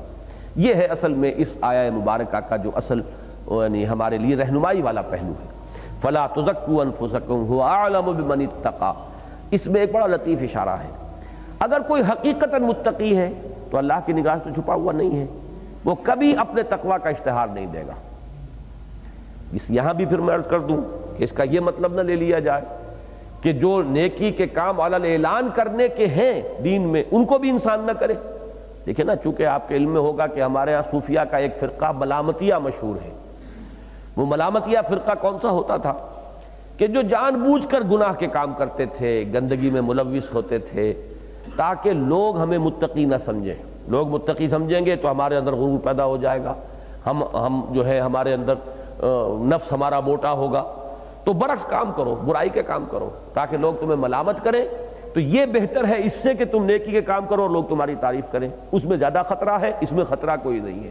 نیکی اپنے اندر چھپا کر رکھو، رب جانتا ہی ہے، لیکن ظاہر کرو بدی کو. یہ دوسری انتہا ہے، یہ کوئی صحیح طرز عمل نہیں ہے. اسی کے آپ مظہر دیکھتے صاحب آپ داڑھی کیوں نہیں رکھتے؟ جی کیا داڑھی رکھیں، ہمارا تو کردار ایسا ہے، داڑھی ہم داڑھی کو بدنام کریں. غلط بات ہے یہ. پھر آپ نماز بھی مت پڑھیے کہ نماز کو بدنام کریں گے آپ. پھر آپ حج بھی نہ کیجئے کہ حج کو بدنام کریں گے آپ. اور واقعتاً بہت سے لوگ اسی نہج کے اوپر سوچتے ہیں کہ اب جب تک ہماری یہ صورت نہیں ہے، کردار ابھی اس معیار کا نہیں ہے، اس وقت اگر ہم یہ کریں گے تو خواہ جو ہے وہ لوگوں میں چرچا ہوگا، گویا کہ ہم اپنی نیکی کا اشتہار دے رہے ہیں. اور یہ کہ چونکہ ہمارا کردار اور ہماری شخصیت تو اس کے ہم وزن نہیں ہے تو ہم خواہ بجائے یعنی لینے کے دینے پڑ جائیں گے کہ اس داڑھی کو بھی بدنام کر دیں گے. یہ بالکل غلط طرز عمل ہے، یہ شیطان کی وسوسہ اندازی ہے. جو کام اعلانیہ کرنا دین میں بتایا گیا وہ اعلانیہ ہی کرنا ہوگا. اس میں اس وجہ سے کہ خواہ لوگوں کے اندر ہماری عبادت گزاری کا چرچا نہ ہو جائے جو ہمارے لیے ایک فتنہ بن جائے، اس بنا پر اگر آپ ہٹ گئے تو گویا کہ شیطان کا وار آپ پر وہ مؤثر ہو گیا، کاری ہو گیا. نماز باجماعت فرض ہے اور وہ فرض علی الاعلان ہی آپ کے اوپر کی گئی ہے کہ باجماعت جا کر آپ نماز ادا کریں. سب کو معلوم ہو کہ آپ نے نماز پڑھی. زکوٰۃ کا ادا کرنا، زکوٰۃ مفروضہ علی الاعلان کیجئے اس لیے کہ وہ فرض ہے. ہاں صدقات نافلہ ہے، اس میں اگر کر سکتے ہو تو اس حد تک اخفاء سے کام لیجئے کہ جو آپ کا داہنا ہاتھ دے رہا ہے بائیں ہاتھ کو پتہ نہ چلے. یہ ہے نوافل کے اندر. لیکن فرائض کے اندر اصل شے جو ہے وہ اعلان ہے، اظہار ہے، برملا کرنا ہے. اس لیے کہ یہ دین کا اپنا فلسفہ ہے، دین کی اپنی حکمت ہے. اللہ نے ایسے بنایا ہے دین کو، ہم اس کے اندر خود اپنے کسی فکر اور فلسفے اور اپنی منطق کے مطابق اس میں ترمیم کرنے کے مجاز نہیں ہے. جو کام علانیہ کرنے کا حکم دیا گیا علانیہ کرو، لیکن اپنے کوئی نیکی اور اپنے اندر دیکھتے رہو کہ کہیں کوئی غرور نفس پیدا نہ ہو جائے، کہیں کوئی عجب پیدا نہ ہو جائے. اس لیے کہ مہلکات میں ہی اشدہن ہے اعجاب المرء بنفسہ. اگر آپ کے اندر ذرا بھی یہ خیال ہو جائے کہ میں تو بڑا نیک ہوں اور بڑا متقی ہوں تو کیا دھرا ختم ہو جائے گا، بالکل ضائع ہو جائے گا. شیخ سعدی نے وہ حکایت کے انداز میں بڑا پیارا ایک واقعہ کے طور پہ نقل کیا ہے بات سمجھانے کے لیے کہ ایک شخص تھا اور اس کے ساتھ اس کا بچہ بھی تھا نوجوان.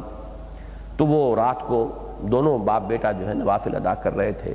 کچھ لوگ سو رہے تھے تو بیٹے نے ایسے ہی کہا کہ ابا جان مجھے بڑا احساس ہو رہا ہے کہ یہ لوگ کتنے محروم ہیں، یہ اس وقت پاؤں پھیلائے سو رہے ہیں، اللہ نے ہم پر کتنا کرم فرمایا. تو باپ نے کہا بیٹا اگر تم بھی سوئے ہوتے تو یہ بہتر تھا اس سے کہ تم اس وقت یہ جو توفیق تمہیں ملی ہے اس کی بنا پر تم نے اپنے آپ کو ان سے بہتر سمجھا جو سو رہے ہیں. یہ منفی نتیجہ ہے جو نکلا ہے تمہارے اندر، تو اس سے تو بہتر یہ تھا کہ تم بھی سوئے رہتے. تو یہ چیز کہ نیکی کا اس طرح کا کوئی احساس پیدا ہو جائے، کوئی عجب، کوئی دوسروں سے اپنی برتری کا احساس، تو پھر یہ ہے کہ وہ نیکی برباد گناہ لازم. اس عبادت کا اور اس تقوی کا اور اس زہد کا اور اس تزکیے کا فائدہ کچھ نہیں ہوگا، نقصان ہو جائے گا. فلا تزکوا انفسکم هو اعلم بمن اتقى. وہ خوب جانتا ہے جو واقعتاً متقی ہے، اس کی نگاہوں سے مخفی نہیں ہے. وہ اللہ جانتا ہے، وہ تمہارے دلوں کو دیکھتا ہے، تمہارے دلوں کی حالت اس کے سامنے ہے. ہر وقت انسان جو ہے اس پہلو سے چوکس رہے. افرأیت الذی تولی. اب یہاں پر یہ ایک کردار ہے جس کا نقشہ کھینچا جا رہا ہے. اس طرح کی آیات میں عام طور پر آپ کو ایک اختلاف ملے گا کہ ہمارے ہاں مفسرین کا ایک رجحان تو یہ ہے کہ معین کریں کہ وہ شخص کون تھا جس کے بارے میں یہ آیات آ رہی ہیں، اور ایک رجحان یہ ہے کہ نہیں، یہ ایک تمثیلی کردار ہے، ایک مثالی جو مثال کے طور پر ایک کردار نگاری کی جا رہی ہے تاکہ ہر شخص دیکھے اپنے اندر جھانکے کہ کہیں یہ کردار میرے اندر تو نہیں. مختلف کریکٹرز جو ہیں وہ آپ کو دنیا میں ملتے ہیں. حضور صلی اللہ علیہ وسلم پر ایمان لانے والے بھی سب ایک درجے کے نہیں تھے، ایک مزاج کے نہیں تھے۔ ہر گلیرا رنگ و بوئے دیگر است، ہر ایک کا اپنا ایک مزاج تھا۔ ابو بکر کا اپنا مزاج ہے، عمر کا اپنا مزاج ہے۔ اور ہم امتی بے امتی ابو بکر واشدہم فی امر اللہ عمر، تو ایک مزاج ہے، مختلف ہے، فرق ہے۔ پھر مدارج ہے، فض مراتب نکنی زندگی۔ اسی طرح جو آپ کے مخالفین اور معاندین تھے وہ بھی سب ایک طرح کے نہیں تھے۔ آخر اسلام کے کلمے سے تو محروم ابو طالب بھی گئے دنیا سے، لیکن اس کا کردار کچھ اور تھا۔ ان میں سے تو ہم میں سے کون ہے کہ جو یہ کہہ سکے کہ میرے کندھے پر ان کے احسان کا بوجھ نہیں ہے؟ اگر پورے 10 برس آغاز وحی سے لے کر سن 1090 تک انہوں نے ساتھ دیا ہے حضور صلی اللہ علیہ وسلم کا، تو وہ محسن ہیں ہمارے، لیکن اس دنیا سے بہرحال وہ بغیر کلمہ اسلام کے گئے ہیں۔ حضور نے فرمایا اسی لیے کہ جہنم میں سب سے ہلکا عذاب ہوگا ابو طالب کو، لیکن وہ سب سے ہلکا عذاب بھی کیا ہے کہ آگ کی 2 جوتیاں پہنائی جائیں گی جن کے زیر اثر اس کھوپڑی میں بھیجا ایسے پکے گا جیسے کہ ہنڈیا جو ہے وہ چولہے کے اوپر پکتی ہے۔ یہ ہلکا ترین عذاب ہے، لیکن ہلکا ترین ہوگا اس لیے کہ بہرحال وہ کلمہ شہادت سے محروم تو گئے لیکن حضور صلی اللہ علیہ وسلم کے ساتھ تعاون کیا ہے۔ اب ایک اس کے بالکل برعکس کردار ہے، وہ ابو لہب کا کردار ہے۔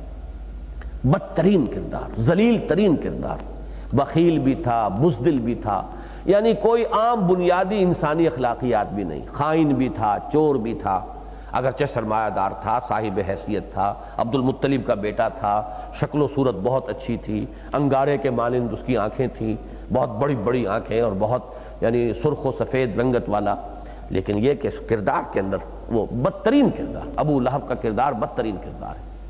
اس میں نہ شجاعت تھی، نہ اس کے اندر یعنی کوئی لوگوں کو مال دینے کی اور خیرات کی یا لوگوں کی بھلائی پہ خرچ کرنے کی کوئی اس کے مادہ موجود نہیں تھا۔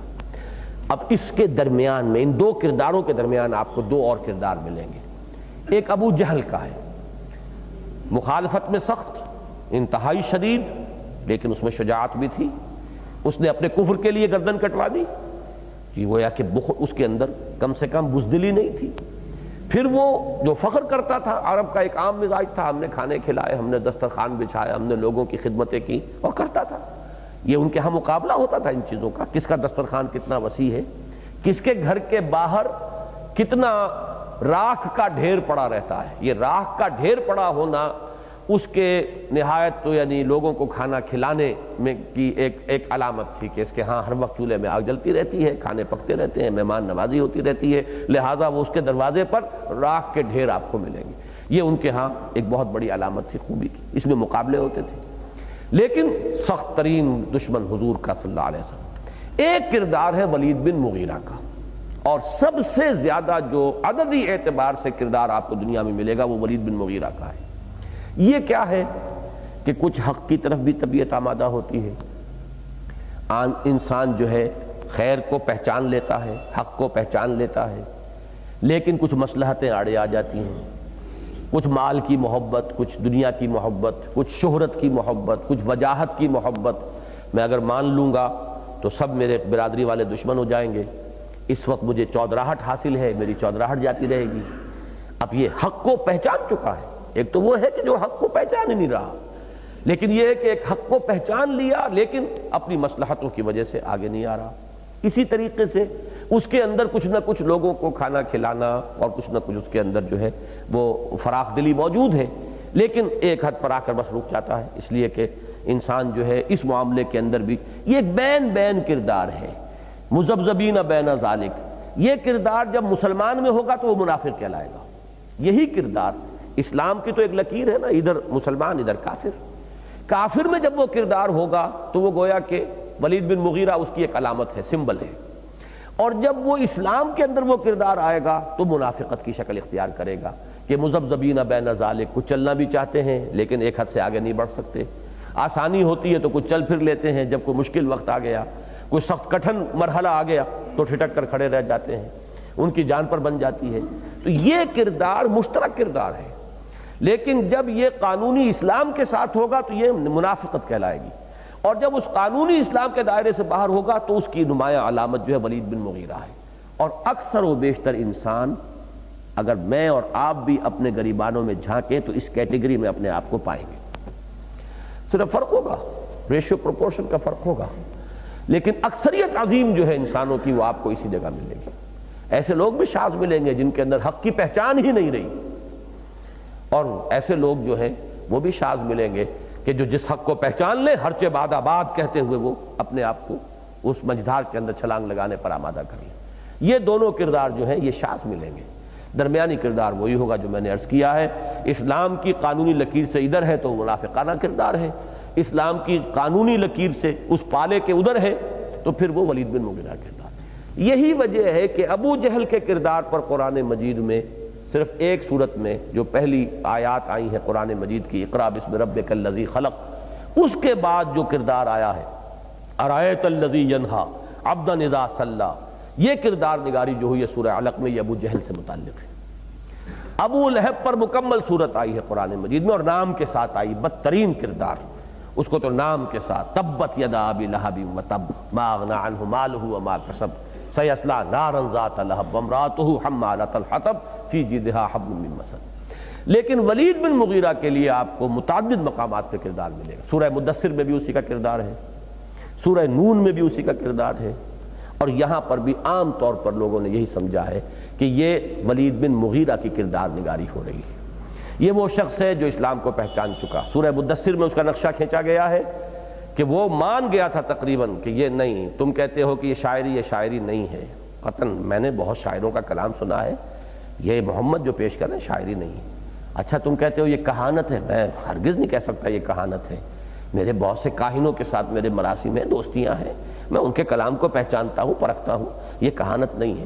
اب لوگوں کے ہاتھوں کے طوطے اڑ گئے کہ گیا یہ تو ہاتھ سے ولید بن مغیرہ، اس پر تو جادو چل گیا محمد کا۔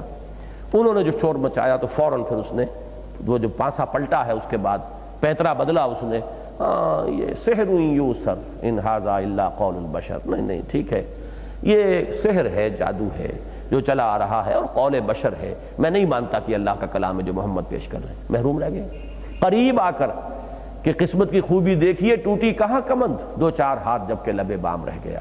ان تمام وادیوں کو طے کر آیا، پہنچ گیا، لیکن یہ کہ پھر وہ چودراہٹ کی جو بیڑی تھی وہ پاؤں میں ایسی پڑی ہوئی تھی کہ اس نے کھینچ کر دوبارہ جہنم میں اوندا پہنچا دیا۔ بالکل یہی معاملہ ہوا تھا قیصر روم کا، ہرقل کا۔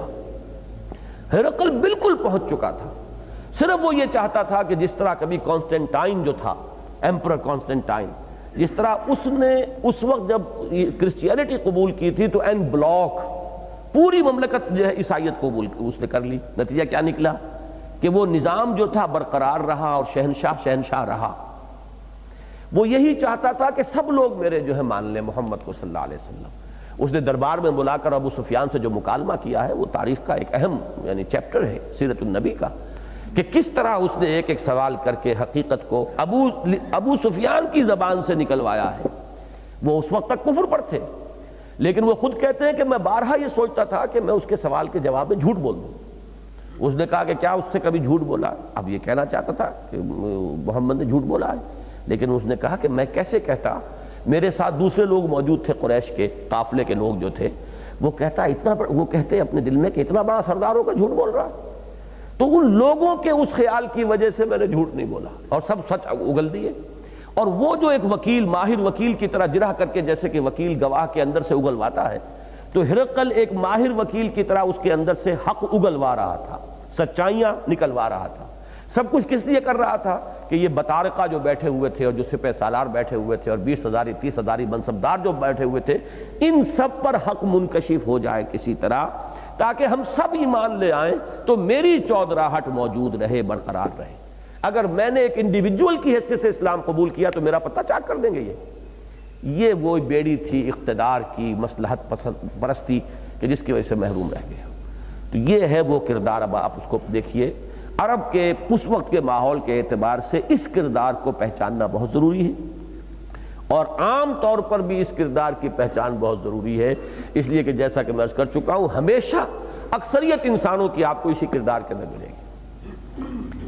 افرأیت الذی تولی واعطی قلیلا واکدی، کیا تم نے دیکھا اس شخص کو جس نے روگردانی کر لی، پیٹھ موڑ لی؟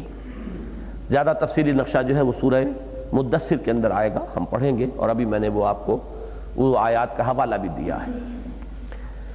وَأَعْطَى قَلِيلًا، دیا کچھ، وَأَقْدَى، اور پھر وہ رک گیا۔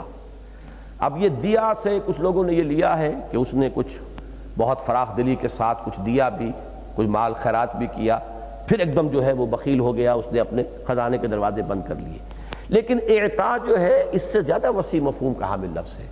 حق کی طرف آنا، حق کو تسلیم کرنا، یہ بھی ایک اعطاء ہے۔ مان لیا، یہ آتا ہے آئی گرانٹ، آپ کی یہ بات جو ہے میں آئی گرانٹڈ کہ یہ صحیح ہے، میں نے تسلیم کر لیا۔ تو اس میں بھی گرانٹ کا لفظ جو انگریزی میں آتا ہے وہ اسی سینس میں آتا ہے کہ میں نے آپ کی یہ بات جو ہے تسلیم کر لی کہ یہ بات درست ہے۔ تو اسلام کے قریب بھی آیا اور کچھ نہ کچھ وہ کرتا تھا، لوگوں کو کھانا کھلانا اور جو بھی ان کے ہاں بنیادی جو انسانی کردار کے لوازم تھے اس میں بھی کچھ آگے بڑھتا تھا۔ لیکن یہ کہ بہرحال جب اللہ اور آخرت انسانی اخلاق کے لیے جو یہ چٹانیں ہیں جن کے اوپر کہ یہ قصر تعمیر ہو سکتا ہے، بلند سے بلند منزل تو وہیں لے جائیں گے جہاں نیچے چٹان ہو، چٹان کے اوپر آپ کی تعمیر ہوئی ہے تو آپ منزل پر منزل چڑھاتے جائیے۔ بودی زمین کے اوپر تعمیر کر لی ہے تو ظاہر بات ہے کہ یا تو پائلنگ کیجئے پہلے جیسا کہ آج کل ہو رہا ہے، لیکن جب تک یہ پائلنگ نہیں تھی تو وہ بودی زمین کے اوپر تو ایک ہی منزل کا مکان بن سکے گا، اوپر تو آپ دوسری منزل نہیں کھڑی کر سکتے۔ تو یہ ہے عقدہ، کہتے ہیں کہ کوئی شخص زمین کھود رہا ہو تو کھودتے کھودتے اچانک کسی چٹان ایسی آ جائے کہ جس کو اب وہ توڑ نہ سکے، تو یہ عقدہ کا مفہوم اس سے ادا ہوتا ہے۔ کچھ کیا، آگے رک گیا، آگے جا کر اس کے قواشل ہو گئے۔ افرأیت الذی تولی وآتی قلیلا واقدا، کچھ محنت، کچھ کوشش، کچھ آگے بڑھنا، پھر پیچھے ہٹ جانا، 2 قدم آگے بڑھنا، 1 قدم پیچھے کر لینا، یہ جو کردار ہے مذبذب رہنا، ایک وہ کہ ہرچہ باد آباد ما کشتی درا بنداختیم، اب جو ہو سو ہو، ہم نے تو اپنی کشتی جو ہے وہ سمندر میں ڈال دی ہے، اب یہ تیرے گی تو ہم تیریں گے، یہ ڈوبے گی تو ڈوبیں گے، اب اس کشتی کے ساتھ ہے معاملہ۔ ایک یہ ہے کہ انسان مذبذب رہے اور 2 کشتیوں کا سواری جو ہے کرنے کی کوشش کرے۔ اَعِندَهُ عِلْمُ الْغَيْبِ فَهُوَ يَرَى، کیا اس کے پاس غیب کا علم موجود ہے کہ وہ دیکھ رہا ہو؟ آئندہ کے بارے میں کوئی حتمی علم اس کے پاس ہے؟ اس لیے کہ جیسے سورہ مدثر میں ایک کردار زیادہ تفصیل سے آئے گا، وہاں اس کے یہ الفاظ آتے ہیں کہ مجھے جو کچھ یہاں ملا ہے اس سے بھی زیادہ جو ہے اللہ تعالیٰ کے ہاں جا کر مجھے ملے گا۔ میں وہ آیات ہی مناسب ہے کہ اس وقت پڑھ کے آپ کو سنا دوں۔ اب دیکھیے وہاں جو کردار آیا ہے سورہ مدثر میں، ذرنی ومن خلقت وحیدا وجعلت له مالا ممدودا وبنین شہودا ومہدت له تمہیدا ثم یطمع ان ازیدا کلا انہ کان لآیاتنا عنیدا سأرہقہ صعودا انہ فکر وقدر فقتل کیف قدر ثم قتل کیف قدر ثم نظر ثم عبس وبصر ثم ادبر واستکبر فقال ان ھذا الا سحر یوثر ان ھذا الا قول البشر۔ اب یہ ہے گویا کہ اس آیت کی شرح، ان القرآن یفسر بعضہ بعضا، قرآن مجید کا ایک حصہ دوسرے حصے کی تفسیر کرتا ہے۔ وہاں یہ ایک آیت میں سمو دیا گیا، یہاں پورا نقشہ اس کا کھینچ دیا گیا کہ اس نے غور کیا، تھیوری چڑھائی، سوچا، اور اس میں بھی ابھی وہ نہیں ہے جو کہ یعنی آپ کو تفسیری جو روایات ہیں ان میں ملتا ہے کہ جب کہا کہ لوگوں نے کہا کہ کیا کہنا چاہیے، محمد جو کلام پیش کر رہے ہیں وہ کیا ہے، شاعری کہنی چاہیے۔ انہوں نے نہیں شاعری نہیں بھائی، کیا بات کر رہے ہیں، میں شاعروں کے کلام کو خوب پرکھ سکتا ہوں، میں ناقد ہوں، تنقید کا فن مجھے آتا ہے، یہ شاعری نہیں۔ اچھا تو پھر ہمیں یہ کہنا چاہیے کہ یہ کاہنوں کا کلام ہے۔ انہوں نے کہا نہیں یہ نہیں، آخر کاہنوں سے ہم واقف ہیں، ان کی جو تک بندی ہوتی ہے اس کو میں اچھی طرح پہچانتا ہوں، یہ کاہنوں والا کلام۔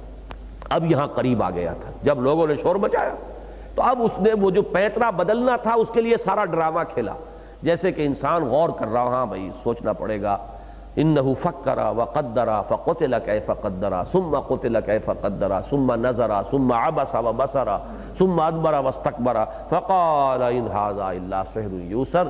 بات کہی تو کیا کہی، ہاں جادو ہے، یہ جادو بھرے کلمات ہیں، ان ھذا الا قول البشر، یہ انسان ہی کا کلام ہے، یہ کوئی خدائی کلام نہیں ہے۔ یہ ہے وآتی قلیلا واقدا، کچھ آیا تھا، قریب آیا تھا، بات مان رہا تھا، گرانٹنگ دی ٹروتھس، تسلیم کر رہا تھا حقائق کو، لیکن پھر ایک دم رک گیا، جیسے کہ چٹان آ جائے اور اب آگے آپ کا پھاوڑا رک جائے کہ اس کو وہ توڑ نہ سکے۔ عندہ علم الغیب فہو یرا، یہ ہے اس کی اس خواہش کی، ثم یطمع ان نزید، یا جیسے کہ سورہ مریم میں آیا لَأُوتَيَنَّ مَالًا وَوَلَدًا، مجھے لازماً ملے گا، مجھے یہاں سب کچھ ملا ہے تو وہاں بھی ملے گا۔ سورہ کہف میں بھی آیا ہے، وہ جو دو افراد کا مکالمہ دیا گیا ہے کہ مجھے یہاں سے بہتر ملے گا وہاں۔ وَلَئِن رُدِدتُّ إِلَىٰ رَبِّي لَأَجِدَنَّ خَيْرًا مِّنْهَا مُنقَلَبًا، اول تو مجھے یہ گمان ہی نہیں ہے کہ کوئی قیامت ہوگی، کوئی جنت دوزخ ہے، سب ڈھکوسلے ہیں، لیکن بالفرض مجھے اپنے رب کی طرف لوٹایا بھی گیا تو لازماً مجھے یہاں سے بھی بہتر ملے گا۔ یہ اس پر ہے اصل میں تبصرہ، أَعِندَهُ عِلْمُ الْغَيْبِ فَهُوَ يَرَىٰ، کیا اس کے پاس غیب کا علم ہے جو وہ دیکھ رہا ہے؟ أَمْ لَمْ يُنَبَّأْ بِمَا فِي صُحُفِ مُوسَىٰ، تو کیا اسے متنبہ نہیں کر دیا گیا، خبردار نہیں کر دیا گیا؟ یہ اصل میں نبأ سے ہے، ایک نبأ ہے جس سے متنبہ یا متنبہ ہوگا، اور متنبأ حمزہ کے ساتھ کسی کو کوئی خبر پہنچا دینا، نبأ عظیم جو ہے وہ کسی تک پہنچا دی گئی۔ ام لم ينبأ بما فی صحف موسیٰ، کیا اس کو خبردار نہیں کر دیا گیا، کیا اس کو باخبر نہیں کر دیا گیا اس چیز سے کہ جو موسیٰ کے صحیفوں میں تھی، یعنی تورات میں، وَإِبْرَاهِيمَ، اور ابراہیم کے صحیفوں میں، الَّذِي وَفَّا، اور ابراہیم کون؟ ابراہیم جس نے اپنے رب کے ساتھ پورا عہد پورا کر دیا، وفا کیا ہے اللہ کے ساتھ، ہر چیز کو نباہا ہے، جس کو کہ سورہ بقرہ میں فرمایا گیا اِذِ ابْتَلَىٰ إِبْرَاهِيمَ رَبُّهُ بِكَلِمَاتٍ فَأَتَمَّهُنَّ قَالَ إِنِّي جَاعِلُكَ لِلنَّاسِ إِمَامًا، رب نے کیسے کیسے کڑے امتحان لیے، کتنی بڑی آزمائشوں میں ڈالا، اور وہ ابراہیم ہمارا بندہ ہمارے ہر امتحان میں پورا اترا۔ تو یہاں پر وفا یوفی توفیتاً، پورا پورا دے دینا، یہ لفظ آ رہا ہے آتا کے ساتھ۔ آتا کسی نے دیا، تھوڑا سا دیا، ایک وہ ہے جس نے بھرپور دیا، جو اللہ کا تقاضا تھا، جو اللہ کا حق تھا، بھرپور عطا کر دیا۔ جیسے کہ سورہ آل عمران میں آیا ہے کہ اے اہل ایمان یا ایھا الذین آمنوا اتقوا اللہ حق تقاتہ، اے اہل ایمان اللہ کا تقوی اختیار کرو جتنا کہ اس کے تقوی کا حق ہے۔ اسی طرح یہ تقوی جو ہے ایک باطنی کیفیت کا نام ہے، اور انسان کے عملی جو مظاہر ہیں اس توفیت کے پورا پورا کر دینا کہ وہ مجاہدہ ہے، جہاد ہے۔ جاہدوا فی سبیل اللہ حق جہادہ، اللہ کی راہ میں جاہدوا فی اللہ حق جہادہ، اتنی محنت کرو، اتنا جہاد کرو، اتنی جان اور مال کھپاؤ جتنا کہ اس کی راہ میں جہاد کا حق ہے۔ تو یہ گویا کہ ابراہیم علیہ السلام کی مدح کی ہے اللہ نے، وہ ابراہیم ہمارا وہ بندہ جس نے پورا کیا، ہر شے کو پورا پورا نباہا، ہر تقاضے کو کہ جو ان سے کیا گیا پورا کیا، ہر قول جو اس کا تھا اس کو سچا کر دکھایا۔ تو وہ ابراہیم الذی وفا۔ اچھا یہاں پہ اب وہ سوال پیدا ہوتا ہے کہ صحف ابراہیم و موسیٰ آخری پارے میں بھی موجود ہے سبح اسم ربک الاعلی میں، اور دوسرا مقام یہ ہے کہ جہاں ثابت ہوتا ہے کہ حضرت ابراہیم کے بھی کوئی صحیفے تھے، اللہ نے انہیں بھی کوئی صحیفے عنایت فرمائے تھے۔ اس وقت دنیا میں بقیہ کتابیں تو چاہے وہ مسخ شدہ حالت میں ہیں، محرف ہیں، موجود ہیں، تورات موجود ہے، 5 بکس جو ہیں تورات کی، نیو اولڈ ٹیسٹامنٹ کی پہلی 5 کتابیں، یہ جو بھی بگڑی ہوئی شکل محرف صورت میں، لیکن بہرحال موجود تو ہے، تورات ہے دنیا میں۔ انجیل دنیا میں ہے، اصل انجیل نسائی اناجیل اربعہ جن کو وہ کینونیکل کہتے ہیں موجود ہیں۔ اسی طریقے سے جو حضرت داؤد علیہ السلام کو زبور دی گئی، سامز جو ہیں وہ ترانے حمد کے، وہ موجود ہیں، حمد اور شکر کے ترانے، چاہے ان کے اندر بھی کوئی قطر بہمت ہو گئی ہو۔ لیکن یہ ابراہیم علیہ السلام کو جو صحیفے دیے گئے یہ آج دنیا میں کہیں موجود نہیں۔ اب اس کی 2 توجیحات کی گئی ہیں۔ ایک توجیہ تو اکثر مفسرین نے کی ہے، وہ تو یہ ہے کہ حضرت ابراہیم علیہ السلام کی وہ تعلیمات بھی تورات میں جب ذکر ہوا ہے حضرت ابراہیم کا تو وہ وہاں پر وہ چیزیں آ گئی ہیں، گویا کہ صحف ابراہیم بھی تورات کے ذریعے سے کسی نہ کسی درجے میں دنیا میں موجود ہے۔ یہ بات اس اعتبار سے صحیح ہو جائے گی کہ انجیل بھی اس وقت جو دنیا میں موجود ہے وہ انجیل تو نہیں ہے جو حضرت مسیح کو ملی، لیکن اس کا کچھ نہ کچھ حصہ ان اناجیل میں موجود ہے، اور وہ ایک طرح کی بایوگرافیز ہیں حضرت عیسیٰ علیہ السلام کے، گویا کہ ان کی یعنی آٹو بایوگرافی نہیں ہے لیکن بایوگرافیز ہیں دوسروں کی لکھی ہوئی ہیں، تو وہ اس طریقے سے اس میں حضرت مسیح علیہ السلام کے مواعظ کی شکل میں وہ انجیل بھی کسی نہ کسی درجے میں موجود ہے۔ تو ایک توجیہ تو یہ ہے کہ جس طرح انجیل ہے حضرت مسیح علیہ السلام کی سیرت کی صورت میں موجود، اسی طرح صحف ابراہیم بھی تورات میں حضرت ابراہیم کا جو ذکر ہے اس کے ضمن میں، اس کے ذیل میں موجود ہے۔ ایک تو یہ خیال ہے۔ ایک ذاتی رائے میری ہے، بہت سے اور دوسرے حضرات نے بھی اس کو پیش کیا ہے، لیکن یہ مفسرین یا ہمارے جو مستند علماء ہیں ان کی رائے نہیں ہے، یہ ایک اسٹرے تھاٹ کہہ لیجئے، لیکن یہ کہ بہرحال ایک بات اس میں ہے جس کو کہ آپ کے سامنے میں رکھ دوں۔ اس سے پہلے بھی میں نے ذکر کیا ہے، ایک گمان کے درجے میں یہ بات عرض کر رہا ہوں کہ جیسے ایک گمان ہے کہ گوتم بدھ نبی تھے اور ذوالکفل جن کا ذکر قرآن مجید میں آیا ہے وہ یہ گوتم بدھ تھے، کپل وستو والے، کپل اور کفل عربی زبان میں پے فے سے بدلتی ہے۔ اسی طرح کا ایک گمان یہ ہے کہ یہ جو آریہ ہندوستان میں آئے تھے یہ بھی نسلاً ابراہیمی ہیں، انہوں نے حضرت ابراہیم کو خدا بنایا ہے، جیسے کہ عیسائیوں نے حضرت مسیح کو خدا بنا لیا، خدا کا بیٹا بنایا۔ تو برہما کا جو تصور ان کے ہاں ہے وہ ابراہیم ہی کے نسل کی بگڑی ہوئی شکل ہے، اور اپنشد وغیرہ جو ان کے پاس ہیں ان میں وہ حضرت ابراہیم کے صحیفے جو ہیں وہ محرف شکل میں، ظاہر بات ہے جب تورات کی تحریف ہو گئی جو بات بہت بعد میں آ رہی ہے حضرت ابراہیم علیہ السلام سے کم و بیش یوں سمجھیے کہ 1000 سال بعد یا 700-800 برس کا فصل تو ہے کم از کم، تو اس کے بعد اگر تورات نازل ہوئی اور وہ تورات بھی تحریف شدہ ہے تو حضرت ابراہیم کے صحیفوں کے اندر بھی جو دخل اندازی وغیرہ ہو گئی، لیکن یہ کہ اس کے کچھ حصے دنیا میں اس وقت ان کی جو مذہبی کتابیں ہیں وید اور اپنشد ان کے اندر موجود ہیں۔ یہ بات مجھے کچھ قوی معلوم ہوتی ہے اور اس کے لیے بہت سے استشہادات ہیں۔ یہ جو ان کا آریاؤں کا ہندوستان میں آنا ہے اس کے بارے میں بھی پہلے یہ خیال تھا کہ شاید 5000 برس پہلے آئے تھے، لیکن ہوتے ہوتے جدید تحقیقات نے ثابت کر دیا ہے کہ 3000 سال سے زیادہ پرانا نہیں ہے معاملہ، اور 3000 سال سے زیادہ پرانا نہیں ہے معاملہ یہود کے مصر سے نکلنے کا۔ یہود جب مصر سے نکلے ہیں 12 قبیلے تھے، اور یہ ہوا ہے 1300 قبل مسیح میں، 1300 قبل مسیح، اور اب آپ 2000 شامل کر لیجئے، 1987 میں ہم بیٹھے ہوئے ہیں، تو یہ 2300 برس بنے۔ اس وقت جو قبائل نکلے ہیں 12 قبیلے جو آئے ہیں ان میں سے بعض قبائل جو ہیں ان کے بارے میں عام طور پر ایک لفظ استعمال ہوتا ہے the last tribes of the house of Israel. کچھ قبیلوں کو پتہ ہی نہیں چلتا وہ کہاں گئے، یعنی جو یہود کی اپنی تاریخی جو لٹریچر ہے اس کے اندر ان کا ذکر نہیں ہے، گم ہو گئے وہ، دی لاسٹ ٹرائبز، گم شدہ قبیلے۔ تو ایک گمان غالب یہ ہے اس وقت کہ وہی قبیلے ہیں کہ جو یہاں آ گئے تھے، اور ہنود اور یہود کی جو ذہنی اور ان کی مزاجی جو مشابہت ہے، ان کے مزاج کے اندر جو ایک دوسرے کے ساتھ قرب ہے، وہ بھی ایک دلیل بنتی ہے اس بات کی کہ یہ آئے۔ اور جب یہ آئے اسی طریقے سے حضرت یعقوب کے بڑے بھائی عیسو، ان کی اولاد کہاں گئی؟ آخر وہ بھی ابراہیمی تھے نا، ان کے اندر بھی حضرت ابراہیم علیہ السلام کی تعلیمات، ان کا بھی کوئی وجود نہیں ملتا۔ یہ اس طریقے سے حضرت ابراہیم کی نسل کی مختلف شاخیں جو ہیں وہ ہو سکتا ہے کہ یہاں پر بھی آئی ہوں، اور انہوں نے اپنے دین کو بگاڑ کر یہ شکل بنا لی ہو جو آج ہندو مذہب کی صورت میں ہمارے پاس موجود ہے۔ واللہ عالم، یہ گمان کے درجے کی بات ہے جو میں کہہ رہا ہوں، لیکن یہ کہ یہ بات میں نے اصولاً کئی مرتبہ عرض کی ہے، اہم مضامین قرآن مجید میں 2 جگہ ضرور آتے ہیں، اور وہ اس کی اہمیت پر دلالت کرتی ہے یہ چیز کہ قرآن مجید میں کوئی بات 2 دفعہ آئے۔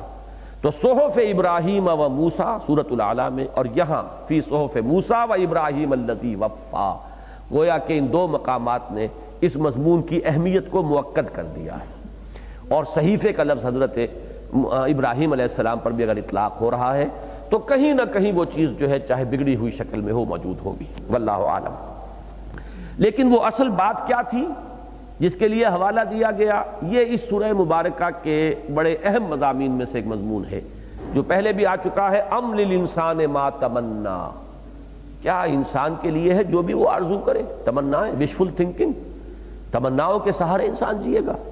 یہاں پر بھی اسی بات کو ایک عکسی انداز میں، جیسے ہر تھیورم کا ایک کانورس ہوتا ہے، تو اس سٹیٹمنٹ کا یہ کانورس ہے، اللہ تزر وازرۃ وزر اخری وان لیس للانسان الا ما سعی وان سعیہ سوف یری ثم یجزاہ الجزاء الاوفی۔ یہ 4 آیات بہت اہم ہیں کہ انسان کے لیے وہی کچھ ہے جس کے لیے کہ اس نے محنت کی ہے۔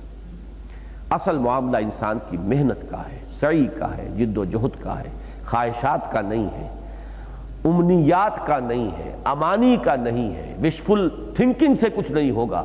اس دنیا کو اللہ نے جس اصول پر بنایا ہے وہ یہ ہے کہ ہر شخص کو محنت کرنی ہے، بھاگ دوڑ کرنی ہے، محنت ہی سے کچھ بنے گا۔ یہاں پہ اگرچہ مفسرین نے بہت سے مباحث چھیڑ دیے ہیں کہ آخر ایصال ثواب کا مسئلہ ہے، وہ تو انسان کی اپنی محنت نہیں ہے۔ اسی طریقے سے جس کو ہم صدقہ جاریہ کہتے ہیں اس کا بھی ایک وجود ہے۔ استغفار ہم کر رہے ہیں کسی کے لیے تو آیا اس کا بھی کوئی وجود ہے کہ نہیں ہے؟ یہاں تو ہے ان لیس للانسان الا ما سعی۔ اس کو اگر بالکل لٹرل سینس میں لیا جائے گا تو اس کے معنی تو یہ کہ انسان کے لیے کچھ بھی نہیں ہے سوائے اس کے جس کے لیے اس نے خود محنت کی ہو۔ تو خود محنت نہیں کی ہے تو ایصال ثواب کیسا؟ یہ تو عمل تو آپ کا ہے، آپ نے کوئی خیرات کی اور کہا کہ اس کا ثواب اس کو پہنچ جائے تو نفی ہو رہی ہے اس کی۔ اسی طریقے سے آپ استغفار کر رہے ہیں، اللہ معاف فرما دے، کیوں معاف فرما دے؟ اگر اس نے کام ایسے غلط کیے تو کیوں معاف فرما دے؟ اس قانون کے خلاف ہو جائے گا۔ ان چیزوں کی نفی نہیں ہے، وہ چیزیں اپنی جگہ پر جو قرآن سے، سنت سے، حدیث سے ثابت ہوں ان کا اس بات کرتے ہوئے اصل بات کیا ہے کہ انسان کی سوچ کا جو بنیادی پتھر ہونا چاہیے وہ یہ ہے کہ اصل شے اپنی محنت ہے، اس کو ایمفیسائز کرنا ہے، باقی چیزوں کی نفی نہیں۔ جسے ہم کہتے ہیں مفہوم مخالف، کہ اس کا مطلب یہ کہ جو چیز بھی اس کے خلاف ہے پھر وہ باطل ہو جائے گی، نہیں، اس کا جو بھی جزوی طور پر اس بات ہوگا قرآن مجید کے دوسرے مقامات سے۔ استغفار تو قرآن سے ثابت ہے کہ نہیں؟ استغفار ظاہر بات ہے کہ انسان کی اپنی محنت تو نہیں ہے۔ میں آپ کے لیے استغفار کر رہا ہوں، آپ میرے لیے کر رہے ہیں۔ حضور کے پاس جاتے تھے صحابہ استغفار کے لیے، قرآن میں مذکور ہے، تو استغفار ہے۔ لہذا جو چیزیں بھی کہ کتاب و سنت سے ثابت ہو جائیں گی، جیسے کہ قرآن یہ لاء کی کتابوں میں ہوتا ہے کہ یہ سیکشن ریڈ ود فلاں سیکشن، یعنی اس سے یہ چیز بھی ایک ہے لیکن اس کو اس کے ساتھ پڑھا جائے گا، اس کی نفی نہیں کی جائے گی۔ اس سیکشن میں جو کچھ بات ہے وہ اس کی نفی اس سے نہیں ہو رہی ہے بلکہ ان دونوں کو ایک ساتھ جوڑ کر بات کو سمجھا جائے گا۔ تو ریڈ ود، اسی طریقے سے قرآن مجید میں بھی جو بھی بات سامنے آئے اس کے ساتھ جو دوسری چیزیں، دوسرے پہلو اس مسئلے کے قرآن مجید میں دوسرے مقامات پر ہوں ان کو ان کے ساتھ پڑھا جانا چاہیے۔ They should be read with them. اس درجے تک تو بات صحیح ہوگی، لیکن اس آیت کا اس مقام پر جو زور ہے اس کو اس سے نفی نہیں کر دینی چاہیے اس کی، کہ اصل زور اسی بات پر ہے الیس للانسان الا ما سعی، اللہ تزر وازرۃ وزر اخری۔ نمبر 1، کوئی جان نہیں کسی اٹھانے والی کسی اور جان کے بوجھ کو، اپنا اپنا بوجھ اٹھانا پڑے گا، اپنی اپنی گٹھڑی اٹھانی پڑے گی، اپنے اعمال کی جواب دہی خود کرنی ہوگی، اپنا حساب خود فیس کرنا ہوگا، اپنی اکاؤنٹیبلٹی خود فیس کرنی ہوگی۔ یہ تو ایک بات ہے، کوئی کسی کا بوجھ وہاں نہیں اٹھائے گا۔ ایک بات ان لیس للانسان الا ما سعی، اصلاً انسان کے لیے وہی کچھ ہے جس کے لیے اس نے محنت کی۔ اب اس میں مثلا صدقہ جاریہ کا تصور جو ہے وہ اس کے ساتھ جڑ جاتا ہے۔ صدقہ جاریہ میں سب سے بڑی شے کیا ہے؟ آپ نے کوئی خیر کا کام کیا جس کا سلسلہ چل رہا ہے تو وہ تو آپ کی صحیح ہے۔ آپ نے خیر کا کوئی کام شروع کیا جس سے اب استفادہ ہو رہا ہے خلق کو آپ کے مرنے کے بعد بھی، تو وہ آپ کی صحیح ہے، اس کی تو نفی نہیں ہوئی۔ آپ نے اپنی اولاد کی تربیت اچھی کی، صدقہ جاریہ سب سے بڑا صدقہ جاریہ نیک اولاد ہے، تو یہ آپ کی تربیت ہے نا جس کا کہ آپ کو ایک اثر جو ہے اور ایک اس کا کریڈٹ جو ہے مسلسل ملتا چلا جا رہا ہے۔ لیکن اس کے علاوہ استغفار ہے، یا یہ کہ کوئی چیز بہت مختلف احادیث سے ثابت ہوتا ہے۔ ایک صحابی جو ہے وہ آتے ہیں کہ میرے والد پر حج فرض ہو گیا ہے، یعنی اتنے پیسے اب ان کے پاس ہیں کہ حج فرض ہو گیا، اس سے پہلے نہیں تھے، لیکن وہ اب اس درجے ضعیف ہیں کہ وہ تو سواری کی پیٹھ پر بیٹھ بھی نہیں سکتے، تو حضور نے فرمایا تم ان کی جگہ پر حج کر دو۔ تو اب یہ ان کی صحیح تو نہ ہوئی لیکن یہ کہ ان کا حج شمار ہو جائے گا۔ تو حج بدل کا معاملہ اگر وہ ثابت ہے تو اس کو ان تمام چیزوں کی نفی نہ کیجئے، لیکن اس آیت کا جو زور ہے اس کو بھی مت توڑیے۔ ان دونوں کو میں نے آج کے درس میں آپ کو متعدد چیزیں ایسی بتائی ہیں کہ دو انتہاؤں کے مابین اپنے موقف کو قائم نہیں رکھیں گے تو مغالطے ہو جائیں گے۔ ان دونوں کے مابین رکھنا ہے، نہ یہ ہو کہ اپنی اصلاح میں اتنا غلو ہو جائے کہ تواصی بالحق اور تواصی بالصبر اور اقامت دین اور دعوت و تبلیغ اس سے انسان جو ہے محروم ہو جائے، نہ یہ ہو کہ دوسروں ہی کو ریوڑیاں بانٹتا رہے اور تنسون انفسکم وانتم تتلون الکتاب، واعظ پر واعظ فرما رہے ہیں، نہ اپنے گھر والوں کی فکر ہے نہ اپنی ذات کی فکر ہے، یہ دوسری انتہا ہو جائے گی۔ ہمیں ایک معتدل روش اختیار کرنی ہے۔ اسی طرح اس میں بھی معاملہ ہے کہ یہاں پر اس جگہ کا جو زور ہے وہ اپنی جگہ پر برقرار رکھیے، اس کی کیفیت کو اپنے اندر جذب کیجئے۔